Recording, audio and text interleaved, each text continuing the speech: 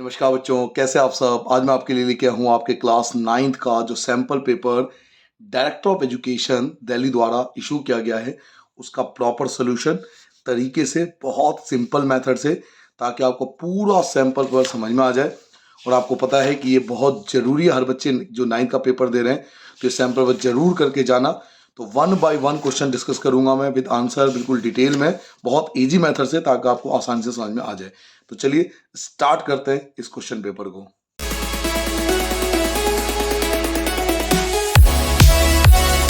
देखिए first question को देखिए। पहला क्वेश्चन आपके पास, which of the following is the equation of line parallel to Y axis.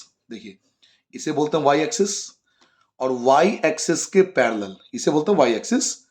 और वाई एक्सिस के पैरेलल वही लाइन हो सकती है जहां पे एक्स की वैल्यू हो। ये वाई एक्सिस है और वाई एक्सिस के पैरेलल वही लाइन होती है जहां पे एक्स की वैल्यू दे रखा हो, एक्स की लाइन पे आनी चाहिए। तो एक्स की वैल्यू 7, यहां एक्स इक्वल टू वाई तो हो नहीं सकता, यहां तो दोनों दे दिया, यहां वाई की वैल्यू गिवन है। तो वाई एक्सिस के पैरेलल वो होता है जो एक्स की वैल्यू गिवन होती है। तो एक्स इक्वल टू 7। हिंदी में निम्नलिखित में से कौन सा समीकरण वाई अक्ष के समांतर है। तो वाई अक्ष के समांतर वही होता है जो एक्स की वैल्यू गिवन होती है। तो एक्स 7 है, तो ये आपका आंसर आ जाएगा। क्वेश्चन नंबर 2 आ गया। बहुपद एक्स स्क्वायर माइनस 9 में एक्स का गुणांक पूछ रहा है आपसे।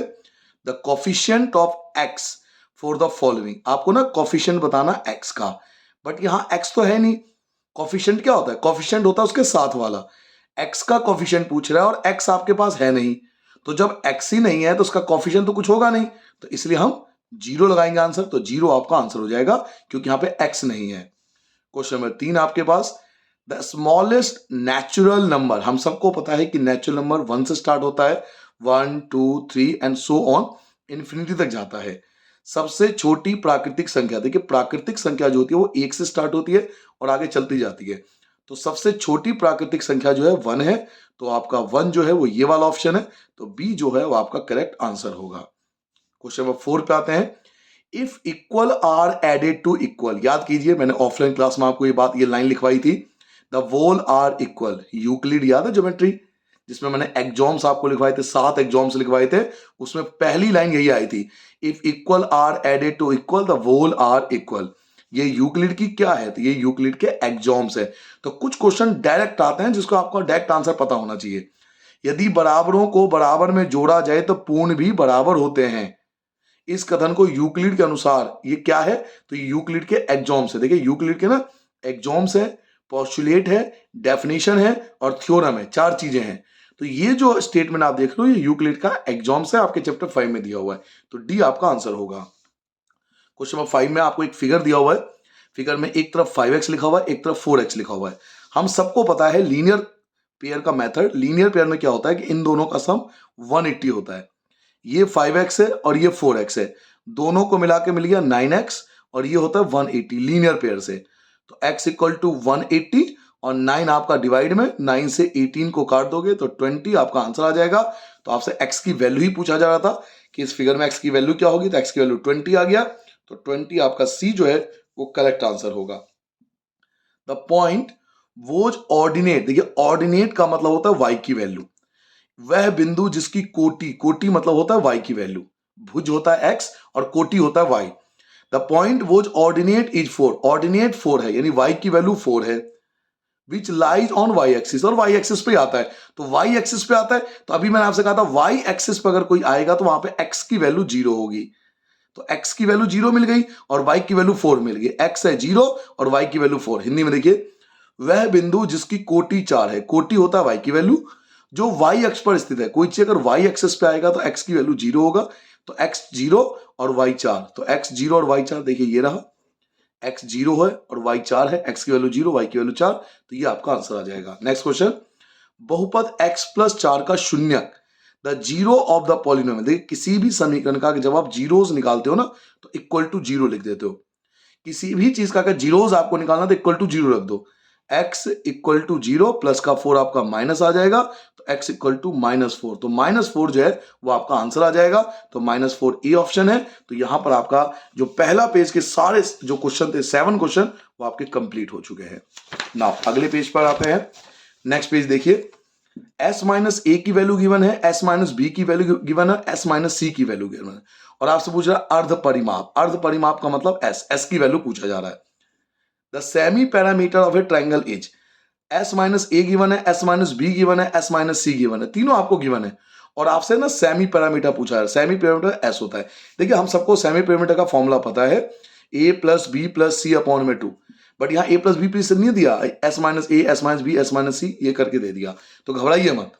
सेमी पैरामीटर का एक और फॉर्मूला होता है, S minus A plus S minus B plus S minus C upon में 2, ये भी एक फॉर्मूला है सेमी पैरामीटर का। और एस माइनस ए की वैल्यू कितनी गिवन है, तो 8 गिवन है। एस माइनस बी की वैल्यू कितनी गिवन है, तो 12 गिवन है, ठीक है। और एस माइनस सी की वैल्यू कितनी गिवन है, तो एस माइनस बी की वैल्यू 14 गिवन है। तो इसकी वैल्यू 8 है, इसकी वैल्यू 12 है, इसकी वैल्यू 14 है। 8 और 12 20, और ये आ गया 34, और 34 का आप आधा करोगे तो 17 जो होगा वो आपका रिक्वायर्ड आंसर हो जाएगा। तो 17A जो है वो आपका रिक्वायर्ड आंसर है। नेक्स्ट क्वेश्चन कह रहा है एक ट्रायंगल पी क्यू आर है। चलिए जी हमने एक ट्रायंगल बना लिया जिसका नाम रख दिया पी क्यू आर। ये ट्रायंगल है पी क्यू आर, जिसमें पी क्यू इक्वल है पी आर के। पी क्यू ये रहा, ये वाली लाइन, और पी आर ये वाली लाइन, ये दोनों इक्वल है। पी क्यू आर 30 डिग्री है। पी क्यू आर, पी ये है, क्यू ये है, आर ये है, पी क्यू आर, तो ये वाला एंगल 30 है, ये एंगल 30 है। अब हमने 7 चैप्टर में पढ़ा था कि अगर दो साइड इक्वल होते हैं तो अपोजिट एंगल भी इक्वल है। तो अगर ये 30 है तो ये वाला भी एंगल 30 ही होगा। अगर इधर का 30 है तो इधर भी 30 होगा, क्योंकि दो साइड इक्वल है। Angle opposite to the equal side are equal. अगर दो साइड इक्वल है तो अपोजिट एंगल भी इक्वल होंगे। आपसे पूछा क्या जा रहा है, the measure of P R Q. आपसे पी आर क्यू पूछा जा रहा है, तो पी आर क्यू यही वाला एंगल पूछ रहा है। तो ये 30 है तो ये भी आपका 30 आ जाएगा। तो 30 आपका रिक्वायर्ड आंसर, तो बी आपका आंसर आ गया। नेक्स्ट क्वेश्चन, पी आपको गिवन है, क्यू गिवन है, आर गिवन है, एस गिवन है, टी गिवन है। इनको प्लॉट किया गया ग्राफ पेपर पर। फिर आपसे पूछा बताओ वो पॉइंट बताओ जो फोर्थ क्वाड्रेंट में आए।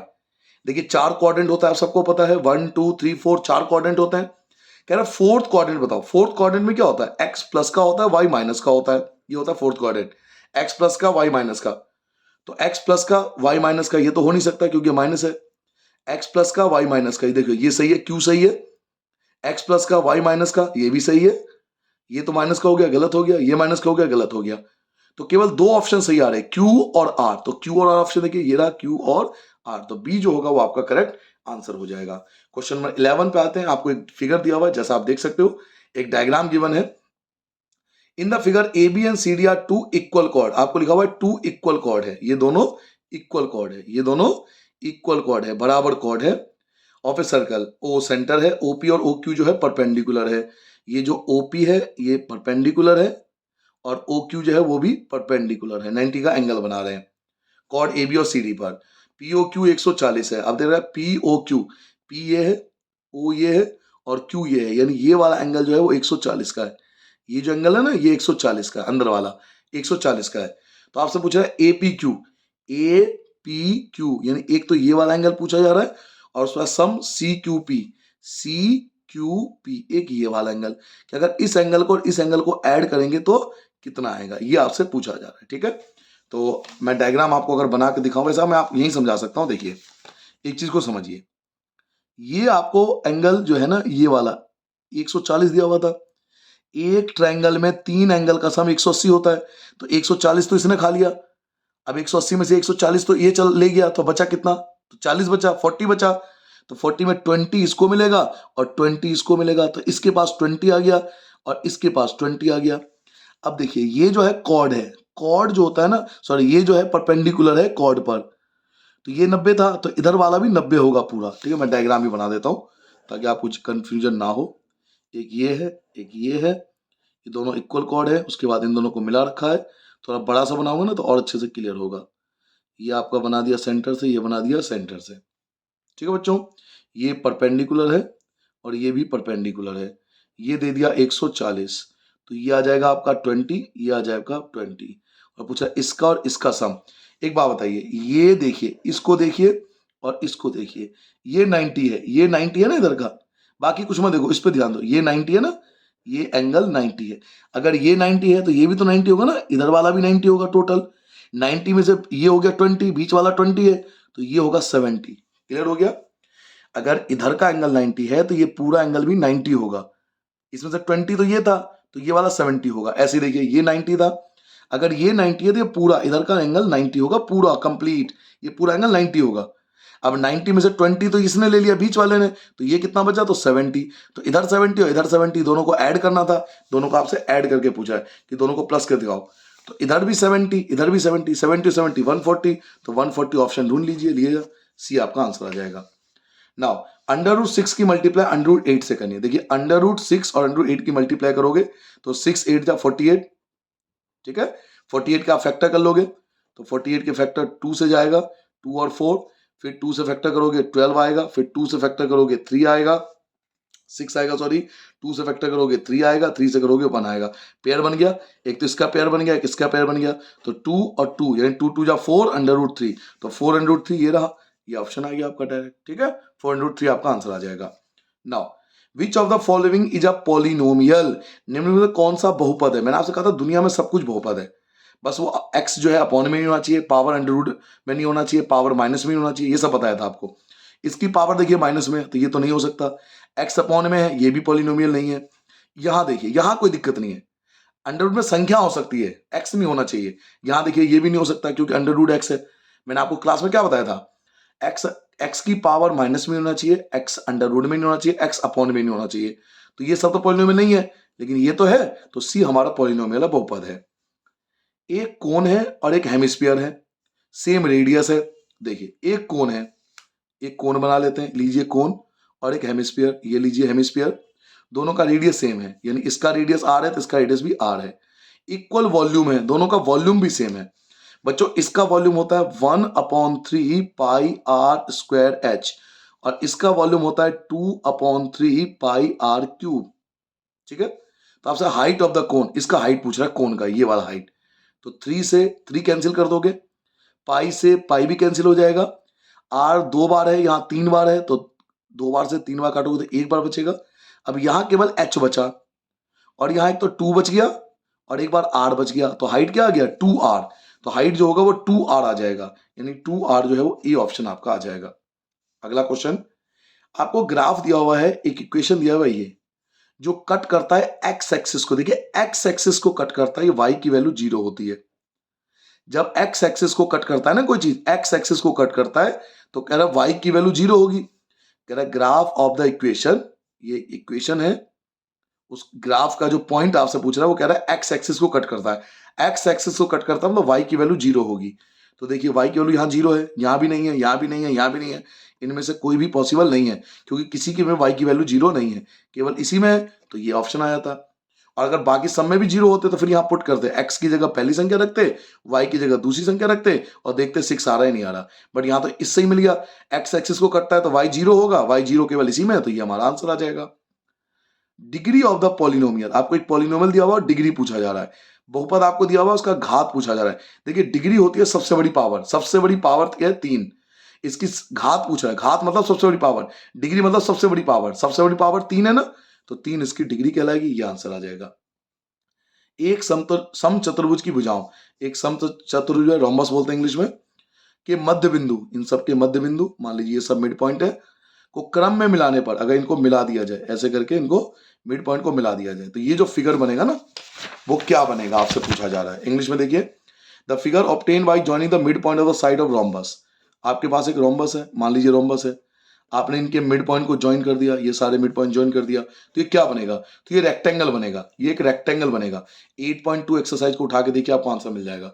8.2 में यही क्वेश्चन है, 8.2 में यही क्वेश्चन है, क्वेश्चन नंबर 2 या 3 होगा, आप देख लेना, ठीक है। तो रेक्टेंगल बनेगा। The area of equilateral triangle having the height 12 centimetre, देखिए हाइट आपको दे दिया 12 सेंटीमीटर और आपसे एरिया पूछा जा रहा है, तो इसके लिए हम लोग फॉर्मूला यूज करते हैं।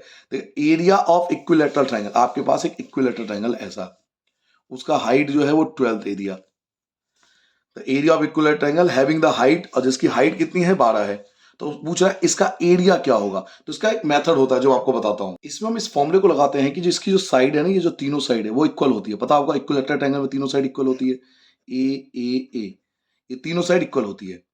तो ये जो तीनों साइड है ना इक्वल, इसको निकालने का एक मेथड होता है, 2/√3 इनटू में हाइट, ये फॉर्मूला होता है। साइड, पहले जब तक आप साइड नहीं निकालोगे आप इसका एरिया नहीं निकाल पाओगे, तो पहले साइड निकाल लेना। साइड निकालने का फॉर्मूला होता है 2/√3 हाइट। तो 2/√3 हाइट आपका 12 दे रखा है, हाइट 12 दे रखा था। 12 की 2 से मल्टीप्लाई करोगे 24 अपॉन में √3। अब निकालेंगे एरिया। तो एरिया निकालने के लिए इक्विलैटरल ट्रायंगल का एरिया एक्सरसाइज 12.1 का क्वेश्चन नंबर पहला ही दे रखा है, वहां फॉर्मूला आपने जरूर सीखा होगा, √3/4 इंटू a², ये होता है फॉर्मूला इक्विलैटरल ट्रायंगल का एरिया निकालने के लिए। अब इस फॉर्मूले में वैल्यू पुट कर देंगे, √3/4 इंटू में a², ए आप निकाल चुके हो, ये देखिए ए आप निकाल चुके हो, ये रहा 24। एक मिनट बच्चों, जरा फोन आ गया किसी का। हाँ जी, तो ए की वैल्यू जो है, ए की वैल्यू आपके पास है 24 अपॉन में √3 और 24 अपॉन में √3। a² है ना, तो 2 बार लिखोगे ना आप, √3 से √3 कट जाएगा, 4 से 24 को काटोगे 6 आ गया, √3 का डेसिमलाइज आपको आता होगा, √3 अपॉन में √3। अब ऊपर क्या क्या बचा, एक तो 6 बचा, एक आपका 24 बचा, एक आपका √3 बचा, नीचे क्या क्या बचा, ये कट गया, ये कट गया, √3 के √3 से करोगे 3 आएगा, 3 को 6 से काटोगे 2 आएगा, 2 की मल्टीप्लाई 24 से करोगे 48/√3। तो ये आपका आंसर आएगा 48/√3। आप स्क्रीनशॉट भी ले सकते हो, आप स्क्रीनशॉट भी ले सकते हो बच्चों इसका। पहले आपको करना क्या है कि पहले साइड निकालनी है, पहले आपको साइड निकालना पड़ेगा। तो ये साइड निकालने का फॉर्मूला है, साइड निकल गया, फिर एरिया निकालना है, एरिया निकालने का फॉर्मूला ये है। तो स्क्रीनशॉट ले लो या वीडियो को दोबारा देखना थोड़ी देर बाद, ठीक है। नाउ अगले क्वेश्चन पे आते हैं, क्वेश्चन नंबर, तो आपका पहले आंसर लगा दूं, सी ऑप्शन था ये वाला। नेक्स्ट क्वेश्चन है आपका असर्शन रीजन। असर्शन रीजन का शॉर्टकट आपको याद है, असर्शन रीजन का मैं ऑफलाइन में 50 बार आपको बता चुका हूं। जब दोनों करेक्ट हो और दोनों एक ही चीज के बारे में बात कर रहा हूं तो ए आता है, जब दोनों करेक्ट हो लेकिन दोनों अलग अलग चीजों के बारे में बात कर रहा हूं तो बी आता है, जब पहला करेक्ट हो दूसरा इनकरेक्ट हो तो सी आता है, और पहला ही इनकरेक्ट हो तो डी आता है। ये आपको कई बार बता चुका हूं। नाउ अब देखिए क्वेश्चन क्या कह रहा है कि ए बी बराबर है पी क्यू के और पी क्यू बराबर है एक्स वाई के। ए बी पी क्यू के इक्वल है, पी क्यू एक्स वाई के इक्वल है, तो ए बी और एक्स वाई इक्वल होंगे, बिल्कुल सही बात है, पहला तो ठीक है। Things which are equal to the same thing, देखियो सेम ही चीज के इक्वल है, ये भी पी क्यू के इक्वल है और ये भी पी क्यू के इक्वल है, तो दोनों सेम ही चीज के इक्वल है ना, ये भी इसके इक्वल है, ये भी पी क्यू के इक्वल है। तो things which are equal to the same thing, जो एक ही चीज के इक्वल होते हैं, are equal to one another, वो एक दूसरे के भी इक्वल होते हैं, तो ये भी बात सही कह रहा है, और दोनों में एक ही चीज के बारे में बात हो रही है, इसलिए ऑप्शन नंबर ए आएगा, ठीक है। हिंदी में आपको समझा दूं, हिंदी में आपसे कह रहा है कि असर्शन रीजन दे रखा, ये रहा, ए बी पी क्यू के बराबर है, पी क्यू एक्स वाई के बराबर है, तो ए बी जो है वो पी क्यू के इक्वल है और एक्स वाई जो है वो भी पी क्यू के इक्वल है, दोनों एक ही चीज के इक्वल है, तो पी क्यू के इक्वल है दोनों, तो पी क्यू कैंसिल कर दोगे तो दोनों इक्वल आ जाएगा, ए बी और एक्स वाई। तो पहला स्टेटमेंट सही है, जो वस्तु एक ही वस्तु के बराबर होती है, दोनों एक ही चीज के बराबर है, ये भी पी क्यू के इक्वल है, ये भी पी क्यू के इक्वल है, तो जो वस्तु एक ही चीज के बराबर होती है वो एक दूसरे के बराबर होती है, तो वो ये आपस में भी इक्वल होगा, तो ये भी स्टेटमेंट सही है, दोनों एक ही चीज के बारे में बात कर रहे हैं, तो इसलिए ए आएगा। क्वेश्चन नंबर 20 देखिए, the height of cone having the radius 6, एक कोन है जिसका रेडियस जो है वो 6 है, रेडियस 6 है, और स्लैंट हाइट 10 है, स्लैंट हाइट आपका 10 है, तो आपसे कह रहा है उसका हाइट जो है ना, हाइट वो 12 होगा, हो ही नहीं सकता क्योंकि स्लैंट हाइट सबसे बड़ा होता है, तो पहला ही इनकरेक्ट है, डी आंसर आ गया। दोबारा बताऊं मैं आपको, द हाइट ऑफ कोन, कह रहा कोन की जो हाइट होगी ना, जिसका रेडियस 6 है, रेडियस 6 है, स्लैंट हाइट 10 है, स्लैंट हाइट 10 है, कह रहा उसकी हाइट 12 होगा, हो ही नहीं सकता क्योंकि एक कोन में सबसे बड़ा जो होता है ना स्लैंट हाइट होता है, एल सबसे बड़ा होता है, जबकि यहाँ पे हाइट सबसे बड़ा दे रखा, तो पहली स्टेटमेंट ही गलत है, इसलिए ऑप्शन नंबर डी आएगा आपका आंसर, ठीक है। नाउ क्वेश्चन नंबर आपका आता है 21। आपके पास ये क्वेश्चन है, डायग्राम आपको दिया हुआ है और आपको कह रहा है कि x प्लस वाई को ऐड करके बताओ, x आपका ये है, y आपका ये है। देखिए बच्चों, इस क्वेश्चन में आपको पैरेललोग्राम गिवन है, समांतर चतुर्भुज गिवन है, और पैरेललोग्राम में हमने पढ़ा था कि एक ही लाइन पे जो दो एंगल होते हैं इनको जोड़कर 180 आता है। अब क्योंकि 2 मार्क्स का है तो हमें, अब तक तो एमसीक्यू था, 20 क्वेश्चन 1 से लेकर 20 तक आपका एमसीक्यू था, तो आप डायरेक्ट आंसर कर सकते हो, आपको एक्सप्लेन करने की नीड नहीं है, बट आपको एक्सप्लेन करना पड़ेगा आपको, क्योंकि अब 2 मार्क्स का है, तो मैं आपको एक्सप्लेन करके भी देता हूं, ठीक है, एक एक करके एक्सप्लेन करके भी देता हूं कि आपको आंसर लिखना कैसे चाहिए। देखिए, एक पैरेललोग्राम में दोनों को ऐड करके ना 180 आता है, तो एक तो ये वाला एंगल जो आपको दिया हुआ 105 वाला, और एक y, ये दोनों मिलाकर 180 होंगे। इन दोनों का सम 180 होता है। इसको एडजस्टेंट एंगल भी बोलते हैं, एडजस्टेंट एंगल भी बोलते हैं, एडजस्टेंट एंगल भी बोलते हैं, या इनको को इंटीरियर एंगल भी बोलते हैं, सह अंतः कोण, सह अंतः कोण के नाम से जाना जाता है, को इंटीरियर एंगल भी बोलते हैं इनको। तो y की जगह y, 180 की जगह 180, 105 आपका इधर आके माइनस हो जाएगा, तो y की वैल्यू आ गई 75, y आपने निकाल लिया। अब देखिए ये लाइन है, दोनों एक दूसरे के क्रॉस में है, इसे बोलते हैं को इंटीरियर एंगल। तो जो x है वो y के इक्वल होगा, क्योंकि सॉरी इसे बोलते हैं अल्टरनेट इंटीरियर एंगल, इसे बोलते हैं alternate interior angle, alternate interior angle. Hindi में बोलते हैं बेटा अंतः एकांतर कोण, अंतः एकांतर कोण आपने पढ़ रखा होगा, अंतः एकांतर कोण बोलते हैं। तो y की वैल्यू अगर 75 थी तो x की वैल्यू भी 75 आ गया, तो दोनों आंसर आ गए। पहले आपने y निकाला, फिर आपने x निकाला, दोनों आंसर आ चुके हैं। अब आपसे क्वेश्चन में क्या कह रहा है, दोनों का सम निकालो, दोनों को ऐड करके बताओ।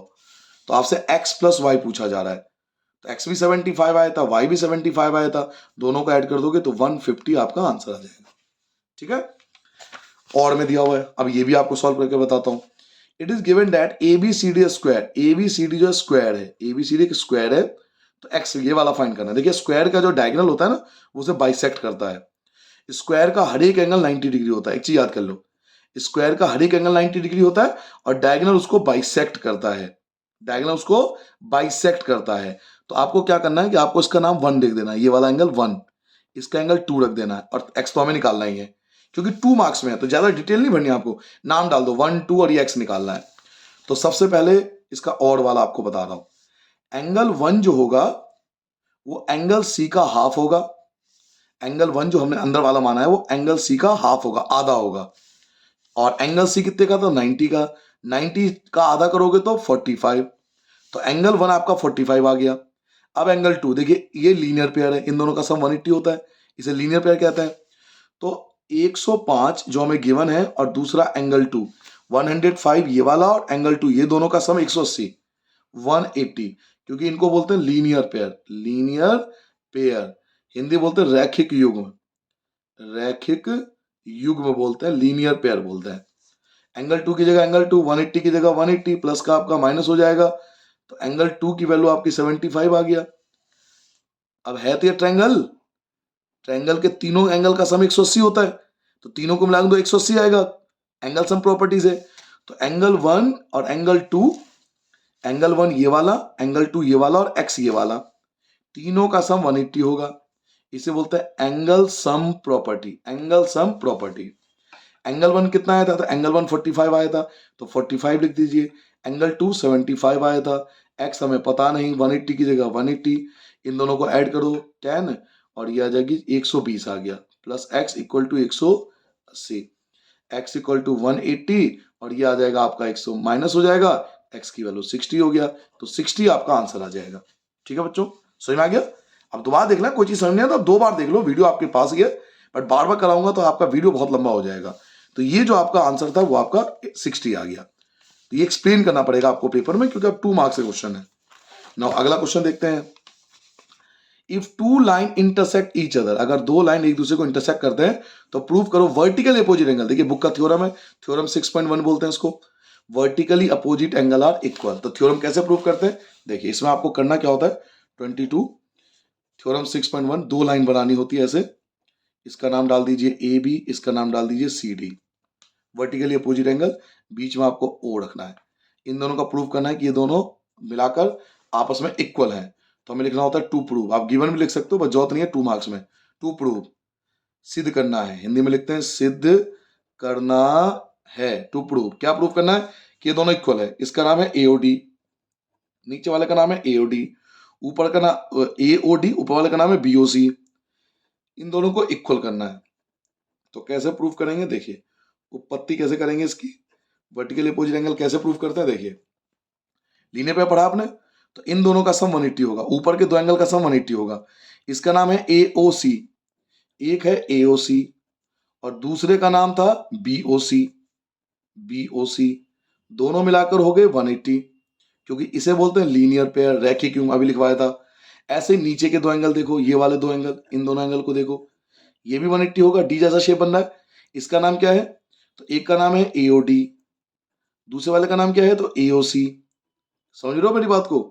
पहले ऊपर के दो एंगल लिए हमने, पहले हमने ऊपर के दो एंगल लिए, ये दोनों एंगल लिए थे, एक ये और एक ये, दोनों को मिलाकर 180। फिर हमने नीचे के दो एंगल लिए, ये दोनों, एक ये वाला और एक ये वाला, ये मिलाकर 180 हो गया। तो ये भी 180, क्यों? क्योंकि ये भी लीनियर पेयर है।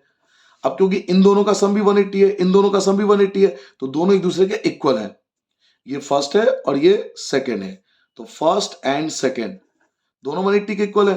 तो फर्स्ट पार्ट यानी AOC plus BOC, first part equal होगा सेकेंड पार्ट के, यानी एओडी और प्लस में एओसी, दोनों इक्वल हो गए।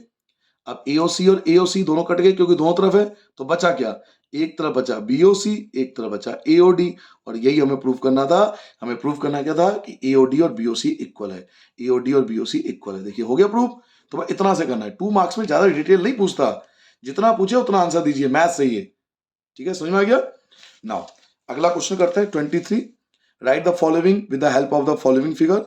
आकृति की सहायता से आंसर दीजिए। आकृति देख लेते हैं कि अच्छा ये रहा, इसका आंसर तो मैं यही बात बता दूंगा आपको। आपके पास ये कुछ फिगर दिया हुआ है चैप्टर 3 का, और पूछ रहा था कोऑर्डिनेट ऑफ बी, बी के निर्देशांक। तो पहले बी ढूंढ लो, बी कहाँ है? तो बी आपका ये रहा। हमेशा याद रखना पहले एक्स की वैल्यू बताते हैं, तो एक्स क्या है? -5 है, तो -5, एक्स जो है वो -5 है। ठीक है, एक्स जो है वो -5 है और वाई जो है वो आपका 2 है, तो -5, 2, ये हो गया पहले का आंसर। दूसरा कह रहा है कोऑर्डिनेट ऑफ सी, सी के निर्देशांक। अब सी ढूंढो कहाँ है?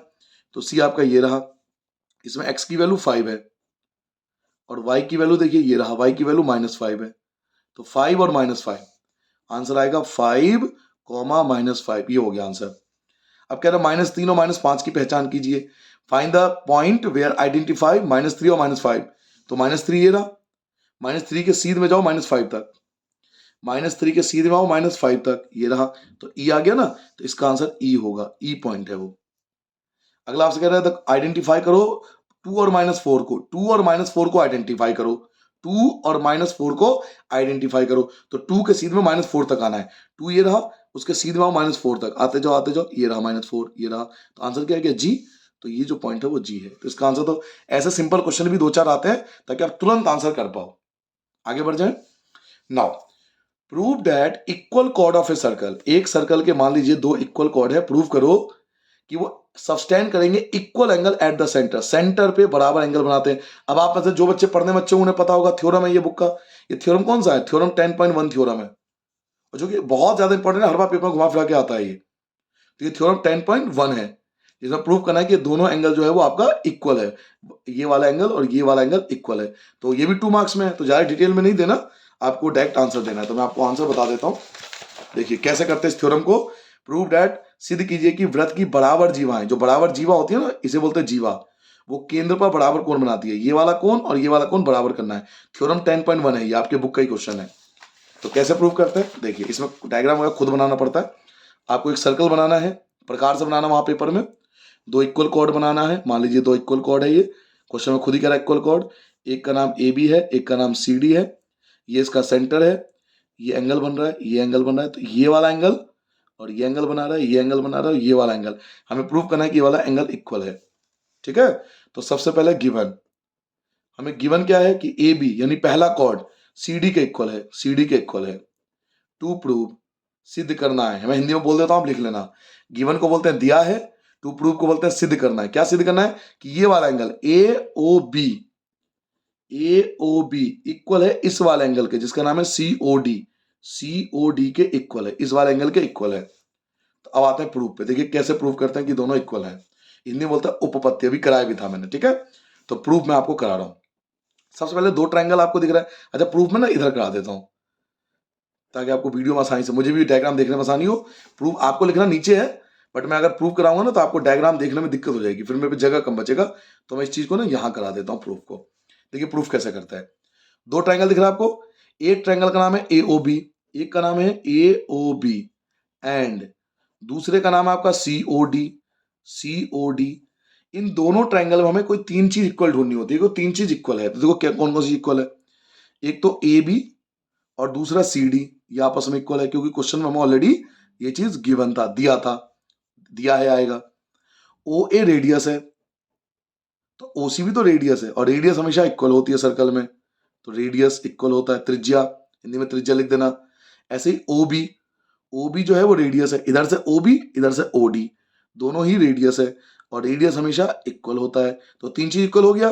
तो जब तीन चीज इक्वल हो जाता है तो हम लिख सकते हैं कि ए ओ बी जो है वो कॉन्ग्रेंट होगा सी ओ डी के साइड साइड साइड वाले रूल से।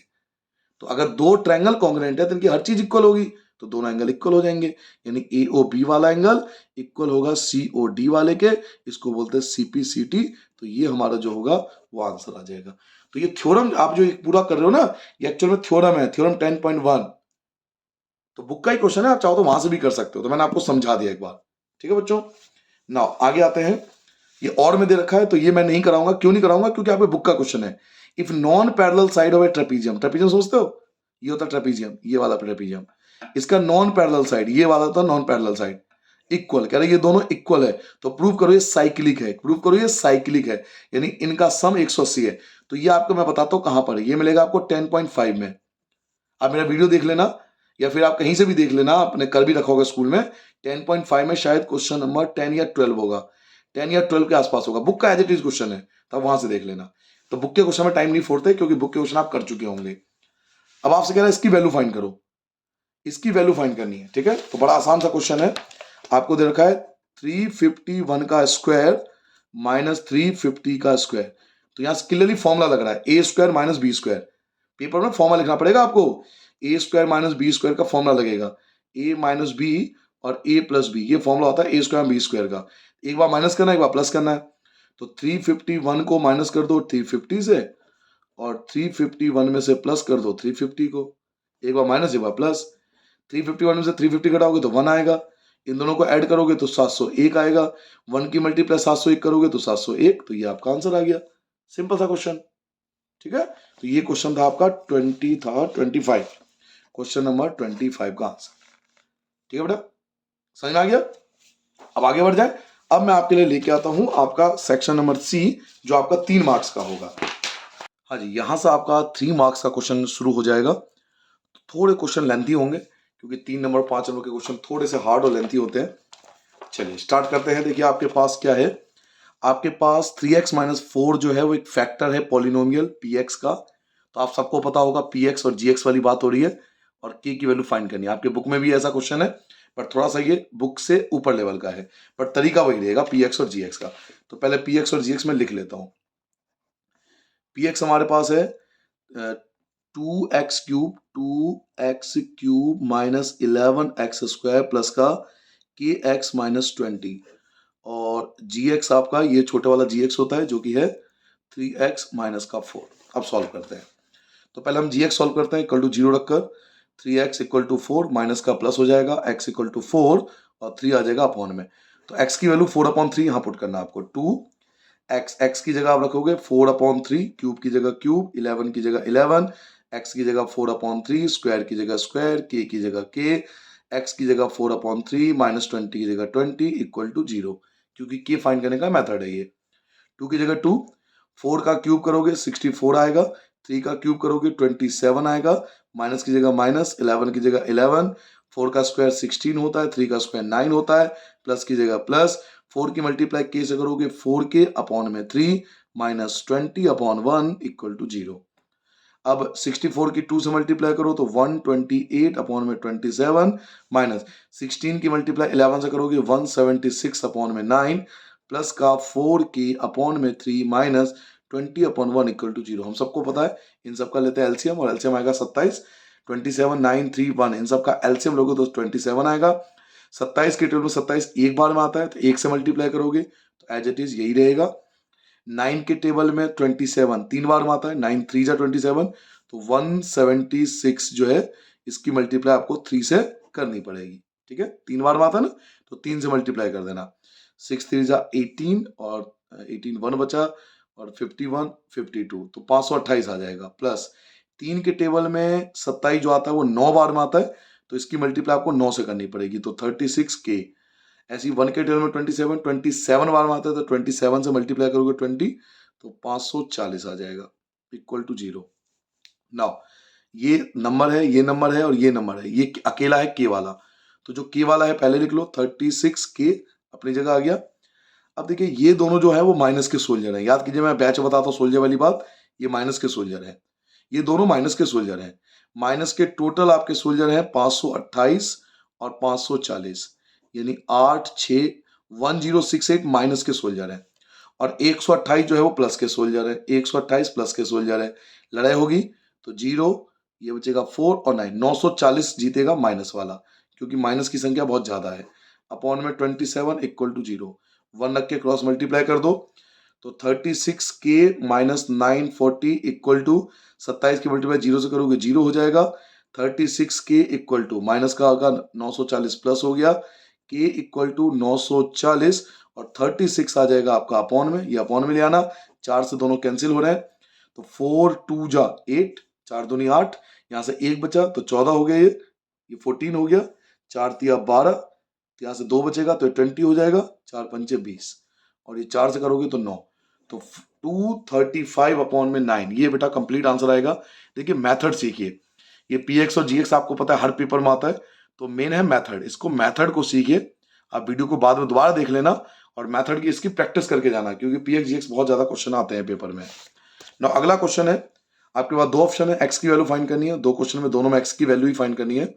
तो इन दोनों में कंपेयर करोगे तो ये वाला क्वेश्चन ज्यादा आसान है, क्योंकि इसमें 2 डिजिट है, इसमें 3 डिजिट है। तो पहले आसान वाला सॉल्व करा देता हूं मैं, ये वाला सॉल्व करा देता हूं मैं, उसके बाद मैं आपको 1 सेकंड रुक जाना, जरा इसको ठीक कर दूं मोबाइल को पहले।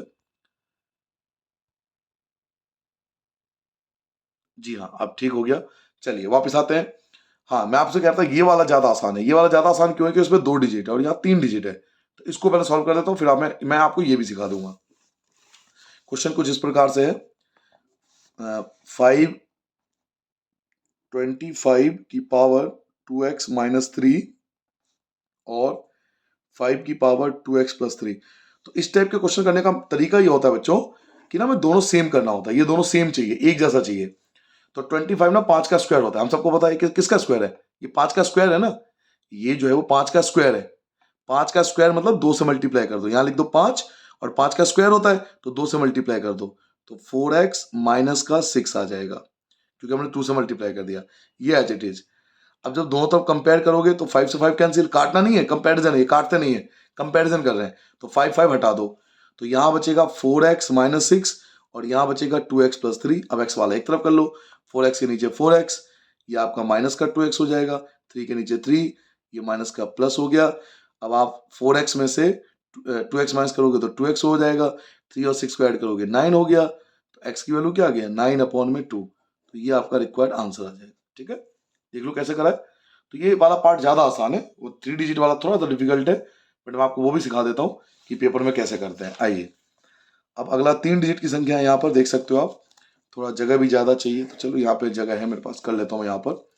क्वेश्चन आपके पास है 4 की पावर 2x माइनस 1, 4 की पावर 2x माइनस 1 माइनस, ये 4 की पावर है, उसके बाद 16 की पावर दे रखा है, 16 की power x minus 1, x minus 1, और इक्वल टू में 384। थोड़ा ध्यान से करना है, थोड़ा डिफिकल्ट लगेगा आपको, थोड़ा दिक्कत है इस क्वेश्चन में, बट सॉल्व करके जाना। देखिए जब पावर होती है तो अलग अलग कर लेते हैं, यानी 4 की पावर 2x अलग हो जाएगी और 4 की पावर माइनस 1 अलग हो जाएगी। ऐसे ही 16 की पावर x अलग हो जाती है, इंटू 16 की पावर माइनस 1 अलग हो जाती है। 384 अपनी जगह पे एज इट इज, 4 की power 2x as it is. Power किसमें है, माइनस में, जब पावर माइनस में होती है तो ये चीज अपॉन में आ जाता है। 16 की power x as it is, और जब पावर होती है माइनस में तो ये चीज अपॉन में आ जाता है, इक्वल टू 384। समझ में आ गया, ये पावर माइनस में थी ना तो अपॉन में आ गया, ये भी पावर माइनस में थी तो ये अपॉन में आ गया। अब 4 की पावर 2, 4 की पावर भी 16 ही होता है, आपको पता होगा 4 की पावर 2, 4 की पावर 2 ना 16 है, तो ये भी 16, 16 की पावर x ही एक्चुअल में, 4 की पावर 2 16 होता है। फिलहाल हम यहाँ एलसीएम ले रहे हैं, 4 और 16 का जो एलसीएम होगा वो 16 आएगा। अब 4 के पहाड़े में 16 4 बार में आता है, तो 4 की मल्टीप्लाई होगी इससे, 4 की पावर 2 मतलब 16x, 16 के पहाड़े में, जिनको एलसीएम होगा उन्हें पता होगा, 4 के पहाड़ में 16 4 बार में आता है, तो 4 से मल्टीप्लाई होगी इसकी, 4 की पावर 2 मतलब 16x, माइनस 16 की पावर में 16 एक ही बार में आता है, तो इसकी मल्टीप्लाई एक से ही होगी, 384। अब देखिए 16 की पावर x जो है 4 बार है और 16 की पावर x जो है वो 1 बार है। 16 की पावर x 4 बार और 16 की पावर x 1 बार और माइनस करना है, तो 16 की पावर x 3 बार बचेगा। समझ में आ गई मेरी बात? 16 की पावर x जो 4 बार है, 16 की पावर x जो है 1 बार है, तो 4 में से 1 माइनस करोगे 3 आएगा ना, तो 16 की पावर x 3 बार बचेगा। अपॉन में 16 384 अपनी जगह पर, अपॉन में 1, 3 से आमने सामने काट भी सकते हो, कैंसिल हो सकता है। 3 1 जा 3, 3 2 जा 6 और 3 8 जा 24, तो 3 से कैंसिल भी हो गया, क्रॉस मल्टीप्लाई कर लो। 16 की पावर x की मल्टीप्लाई 1 से करोगे तो 16 की पावर x हो जाएगा, और 128 की मल्टीप्लाई आप 16 से करोगे, 128 की मल्टीप्लाई आप 16 से करोगे, तो 128 और 16 की आपस में मल्टीप्लाई करनी पड़ेगी। ठीक है, मल्टीप्लाई करते हैं।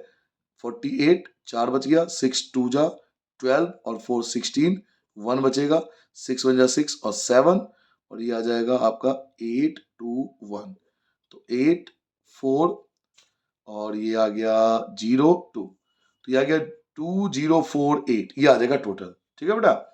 अब 16 की पावर x का मतलब है 2 की पावर 4, आप कैसे भी लिख सकते हो 2 की पावर 4x। 16 का मतलब होता है 2 की पावर 4। 16 को देखो बस, 16 का मतलब होता है 2 की पावर 4। 16 के फैक्टर करोगे ना ऐसे, तो 2 2 2 2 4 बार आएगा, तो 16 को लिख सकता हूँ 2 की पावर 4x, और 2048 के फैक्टर कर लेना, इसके फैक्टर कर लेना, ये 2 की पावर 11 आएगा, 2 की पावर 11, तो 2 से 2 कंपेयर कर लो, 2 से 2 कैंसिल, क्या बचेगा 4x इक्वल टू 11, तो x इक्वल टू 11 अपॉन में 4, तो ये आपका आंसर आएगा इस क्वेश्चन का। ठीक है, तो ये वाला क्वेश्चन है, बहुत अच्छा क्वेश्चन है, कई बार कंपटीशन एग्जाम वगैरह में आते रहते हैं, तो इसकी प्रैक्टिस कर लेना, ऐसे क्वेश्चन इस प्रकार से किए जाते हैं। ठीक है, मैंने दोनों आपको बता दिए। नेक्स्ट क्वेश्चन आपके बुक का है, एज इट इज, ये आपके शायद 6.1 में है, जिसमें आपको डायग्राम दे रखा है। चलो मैं करा ही देता हूँ आपको, मैं आपको सॉल्व करा देता हूँ। आइए, ये वाला क्वेश्चन आपके बुक का क्वेश्चन है, अगर आप देखोगे 6.1 में दे रखा है, क्वेश्चन नंबर 28 है ये। डायग्राम आपको इस प्रकार से कुछ गिवन है, उसमें बुक में भी, यहाँ पे एस क्यू आर टी और पी। ठीक है, और आपको गिवन है, क्वेश्चन में कुछ गिवन है, हिंदी में लिखते हैं दिया है। क्या गिवन है देखिए, ये एक चीज गिवन है, P Q R angle P Q R angle P Q are equal है एंगल पी आर क्यू के। ये मैं नहीं कह रहा, क्वेश्चन कह रहा है, ये गिवन है और ये प्रूफ करना है, तो इसे बोलते हैं टू प्रूव। टू प्रूव, क्या प्रूव करना है सर? ये प्रूव करना है पी क्यू एस और पी आर टी, तो P Q S equal to P R T, ये प्रूव करना है। ठीक है, तो क्वेश्चन पेपर साइड में रख लेते हैं। ये देखिए सब दिया हुआ है, ये सब मैंने अपनी तरफ से कुछ भी नहीं लिखा है, जो मुझे गिवन था वो मैंने लिख लिया। ये गिवन था तो ये मैंने यहाँ पे लिख लिया, और ये चीज प्रूव करना है तो ये चीज मैंने लिख लिया। अब इसको हटा देता हूँ, ठीक है, इसकी जरूरत नहीं है मुझे ना। आप एक चीज को समझिए, यहाँ पे मैं यहाँ पे कर लेता हूँ ताकि आपको डायग्राम भी दिखता रहे। इसे बोलते हैं प्रूफ। आप भी कर सकते हो, आप पे जगह हो तो आप भी यहाँ पे कर सकते हो, कोई प्रॉब्लम नहीं है। देखो पी क्यू आर ये वाला एंगल, और पी आर क्यू ये वाला एंगल इक्वल है, और हमें पी क्यू एस ये वाला एंगल और पी आर टी ये वाला एंगल इक्वल प्रूफ करना है। तो अगर आपको याद हो, आपने एनसीईआरटी में कर रखा है 6.1 में, इन दोनों का सम 180 होता है लीनियर पेयर से। तो अंदर वाले एंगल का नाम क्या था? पी क्यू आर, और बाहर वाले का नाम है पी क्यू एस। दोनों का सम 180, क्योंकि ये लीनियर पेयर कहलाते हैं, हिंदी बोलते हैं रैखिक युग्म। ऐसी अंदर वाले एंगल का नाम है पी आर क्यू, और बाहर वाले का नाम है P R T, angle P R T, दोनों मिला के 180, क्योंकि ये भी लीनियर पेयर है। अब क्योंकि ये भी लीनियर पेयर है, ये भी 180 है, दोनों इक्वल होंगे, तो दोनों पार्ट इक्वल में लिख सकते हो। यानी पहला पार्ट क्या था? P Q R plus P Q S, पहला part equal to P R Q और प्लस में पी आर टी, दोनों इक्वल हो गए। अब पी क्यू आर और पी, अब दोनों में देखो, दोनों साइड ऐसा क्या है जो दोनों साइड कुछ गिवन था आपको। क्या गिवन था? कि पी क्यू आर इक्वल है पी आर क्यू के, पी क्यू आर की जगह पी आर क्यू, इसकी जगह ये लिख सकते हो, तो ये लेना पी क्यू आर की जगह मैं लिख सकता हूं पी आर क्यू, ये लिख सकता हूं, बाकी कोई छेड़खानी मत करना। Angle P Q S, angle P R Q, angle P R T, बाकी जैसा है वैसा रहेगा। अब पी क्यू आर से पी क्यू आर कैंसिल, क्योंकि दोनों तरफ है तो दोनों कैंसिल हो गए। यहां बचेगा पी क्यू एस और यहां बचेगा पी आर टी, तो दोनों आपका इक्वल आ गया, यही आपको प्रूव करना है। ठीक है, आपके बुक का ही क्वेश्चन है, आपके बुक में दिया हुआ है क्वेश्चन।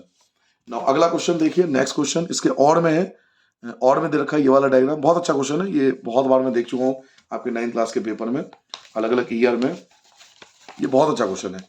तो इसमें आपको ये सब गिवन लिख लेना आप, मैं तो बस डायग्राम बना देता हूँ और मैं यहीं पे आपको सॉल्व भी करके दिखा देता हूँ ये सॉल्व कैसे होगा। अल्टीमेटली निकालना क्या है, ये देखिए Q R S, Q R S, एक तो ये वाला एंगल फाइंड करना है पूरा ये वाला, और एक R Q P, R R R ये रहा, क्यू ये रहा, पी ये रहा, ये वाला एंगल फाइंड करना है। ठीक है, तो पहले जो फाइंड करना है उसे लिख लिया करो ताकि ना कंफ्यूजन ना हो। चलिए, इसका नाम दे दो 1, इसका नाम 1 दे दिया आपने, इसका नाम 2 दे दो, इसका नाम 3 दे दो क्योंकि इन सब की जरूरत पड़ेगी, इसका नाम 4 दे दो, सबके नाम दे दिया हमने ताकि हमें लिखने में आसानी हो। अब बच्चों ये जो एंगल है ना 25, ये वाला, ये 1 के इक्वल होगा क्योंकि अल्टरनेट इंटीरियर एंगल, याद करो एक दूसरे के तिरछे हैं, तो एंगल 1 जो होगा वो 25 के इक्वल होगा। क्यों इक्वल होगा? Due to alternate interior angle, अंत है एकांतर कोण। तो एंगल 1 मिल गया, एंगल 1 तो कोई दिक्कत नहीं है। और एंगल 3 जो है ना वो इसके इक्वल होगा, एक्सटीरियर एंगल, ये देखो दोनों बाहर, इधर भी बाहर इधर भी बाहर, तो एंगल 3 जो होगा ना वो 60 के इक्वल होगा, एंगल 3 60 के इक्वल होगा। एक ही लाइन है और बाहर की तरफ है, इसे बोलते हैं अल्टरनेट एक्सटीरियर एंगल। तो 1 मिल गया, 3 मिल गया। अब आपको लीनियर पेयर पढ़ा है आपने, लीनियर पेयर क्या कहता है, इन दोनों का सम 180 होना चाहिए। तो एंगल 2 और एंगल 3 दोनों मिलाकर 180 होना चाहिए, जिसको बोलते हैं लीनियर पेयर। एंगल 2 मुझे अभी नहीं पता, लेकिन एंगल 3 तो 60 में निकाल चुका हूं, तो 180, एंगल 2 इक्वल टू 180 और माइनस का 60, तो एंगल 2 जो हो गया वो 120 हो गया। ठीक है, 1 2 3 सबका आंसर आ गया। अब मुझे निकालना था क्यू आर एस, ये वाला एंगल चाहिए था, क्यू आर एस। तो क्यू आर एस में ना दो एंगल आ रहे हैं, 1 और 2, 1 नीचे वाला 2 ऊपर वाला, तो पहला आंसर आ गया Q R S. Q R S में दो एंगल आ रहे हैं, एक 1 और एक एंगल 2। अब एंगल 1 की वैल्यू कितनी थी? 25, एंगल 1 25 आया था, और एंगल 2 आपने निकाला था 120 आया था, दोनों को ऐड करोगे 145, 145। ये पहले पार्ट का आंसर है। क्लियर हो गया? कैसे का तरीका देख लिया आपने? तो इस तरीके से करना है बिल्कुल शॉर्ट में, ताकि आपको ज्यादा हार्ड ना लगे, ये नहीं कि आप कंफ्यूज हो जाओ, बहुत आराम से करना पेपर। अब आपको क्यू आर पी ये भी तो निकालना है, तो आप एक बताइए, इन दोनों का सम भी तो 180 होगा, तो सेकंड पार्ट कर रहा हूं, इन दोनों का सम भी तो 180 होगा, एक तो 60 वाला, एक तो ये 60 और एक एंगल 4, दोनों मिलाकर ये भी 180 ही होगा क्योंकि इसको भी लीनियर पेयर ही बोलते हैं। एंगल 4 इक्वल टू 180 और ये प्लस का माइनस हो गया, तो एंगल 4 आ गया 120, ये भी 120 हो गया। लेकिन हमें ये थोड़ी पूछा था, हमें तो ये निकालना था पूरा आर, क्या पूछा था वो, आर क्यू पी ये वाला टोटल, आर क्यू पी में भी दो एंगल आ रहे हैं, एक 25 वाला और एक 4 वाला। ये जो आपसे पूछा ना आर पी क्यू, इसमें भी दो एंगल आ रहे हैं, एक आपका एंगल 4 आ रहा है और एक 25 आ रहा है। तो एंगल 4 120 आप निकाल चुके हो ऊपर, और 25 दोनों का ऐड करोगे तो ये भी 145 आएगा, तो दोनों इक्वल हो जाएंगे। ठीक है, ये दोनों आंसर आपको यहीं पे करा दिया, ध्यान से करना। नाउ आपको एक टेबल दिया हुआ है और इस टेबल के आधार पर आपको ना आयत चित्र बनाना है, हिस्टोग्राम बनाना है, हिस्टोग्राम कहते हैं। तो हिस्टोग्राम तो बनाना आपको आता ही होगा, तो हिस्टोग्राम यहीं बना देता हूं मैं।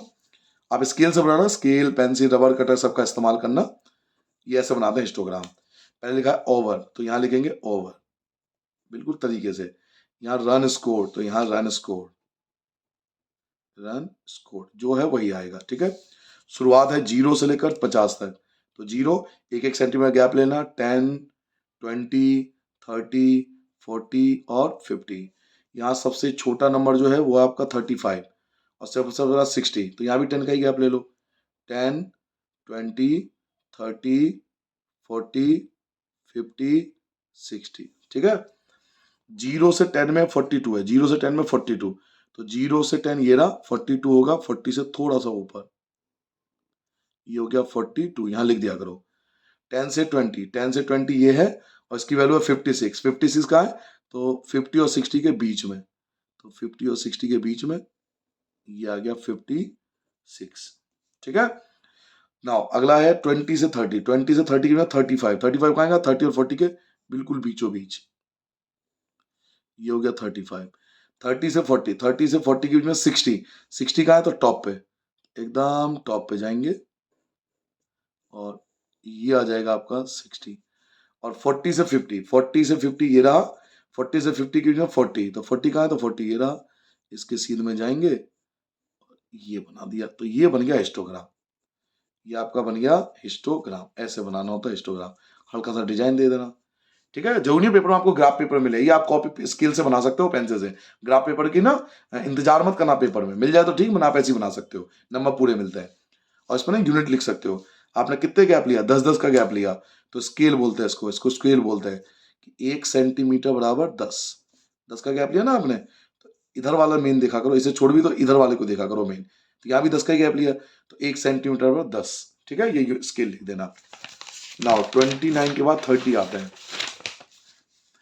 पी क्यू आर एस एक रेक्टेंगल है, ए बी सी डी उसके मिड पॉइंट है, side P Q R S के, तो प्रूफ शो करो कि ए बी सी डी एक रोम्बस है।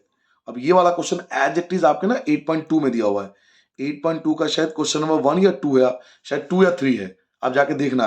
बिल्कुल एज इट इज आपके बुक का क्वेश्चन है, बुक में से लिया गया है, अलग से नहीं लिया कि किताब से उठ के एज इट इज आया है। मैं करवा देता हूँ आपको, बट टाइम लगेगा, थोड़ा वीडियो लेंथी हो जाएगा। इसमें कह रहा है ए बी सी डी आपके पास ना एक रेक्टेंगल है, ये मान लीजिए आपके पास एक रेक्टेंगल है जिसका नाम है ए बी सी और डी, और P Q R S mid point है, पी क्यू आर और एस मिड पॉइंट है, ये मिड पॉइंट है। और प्रूव करना है कि पी क्यू आर एस जो रोम्बस है।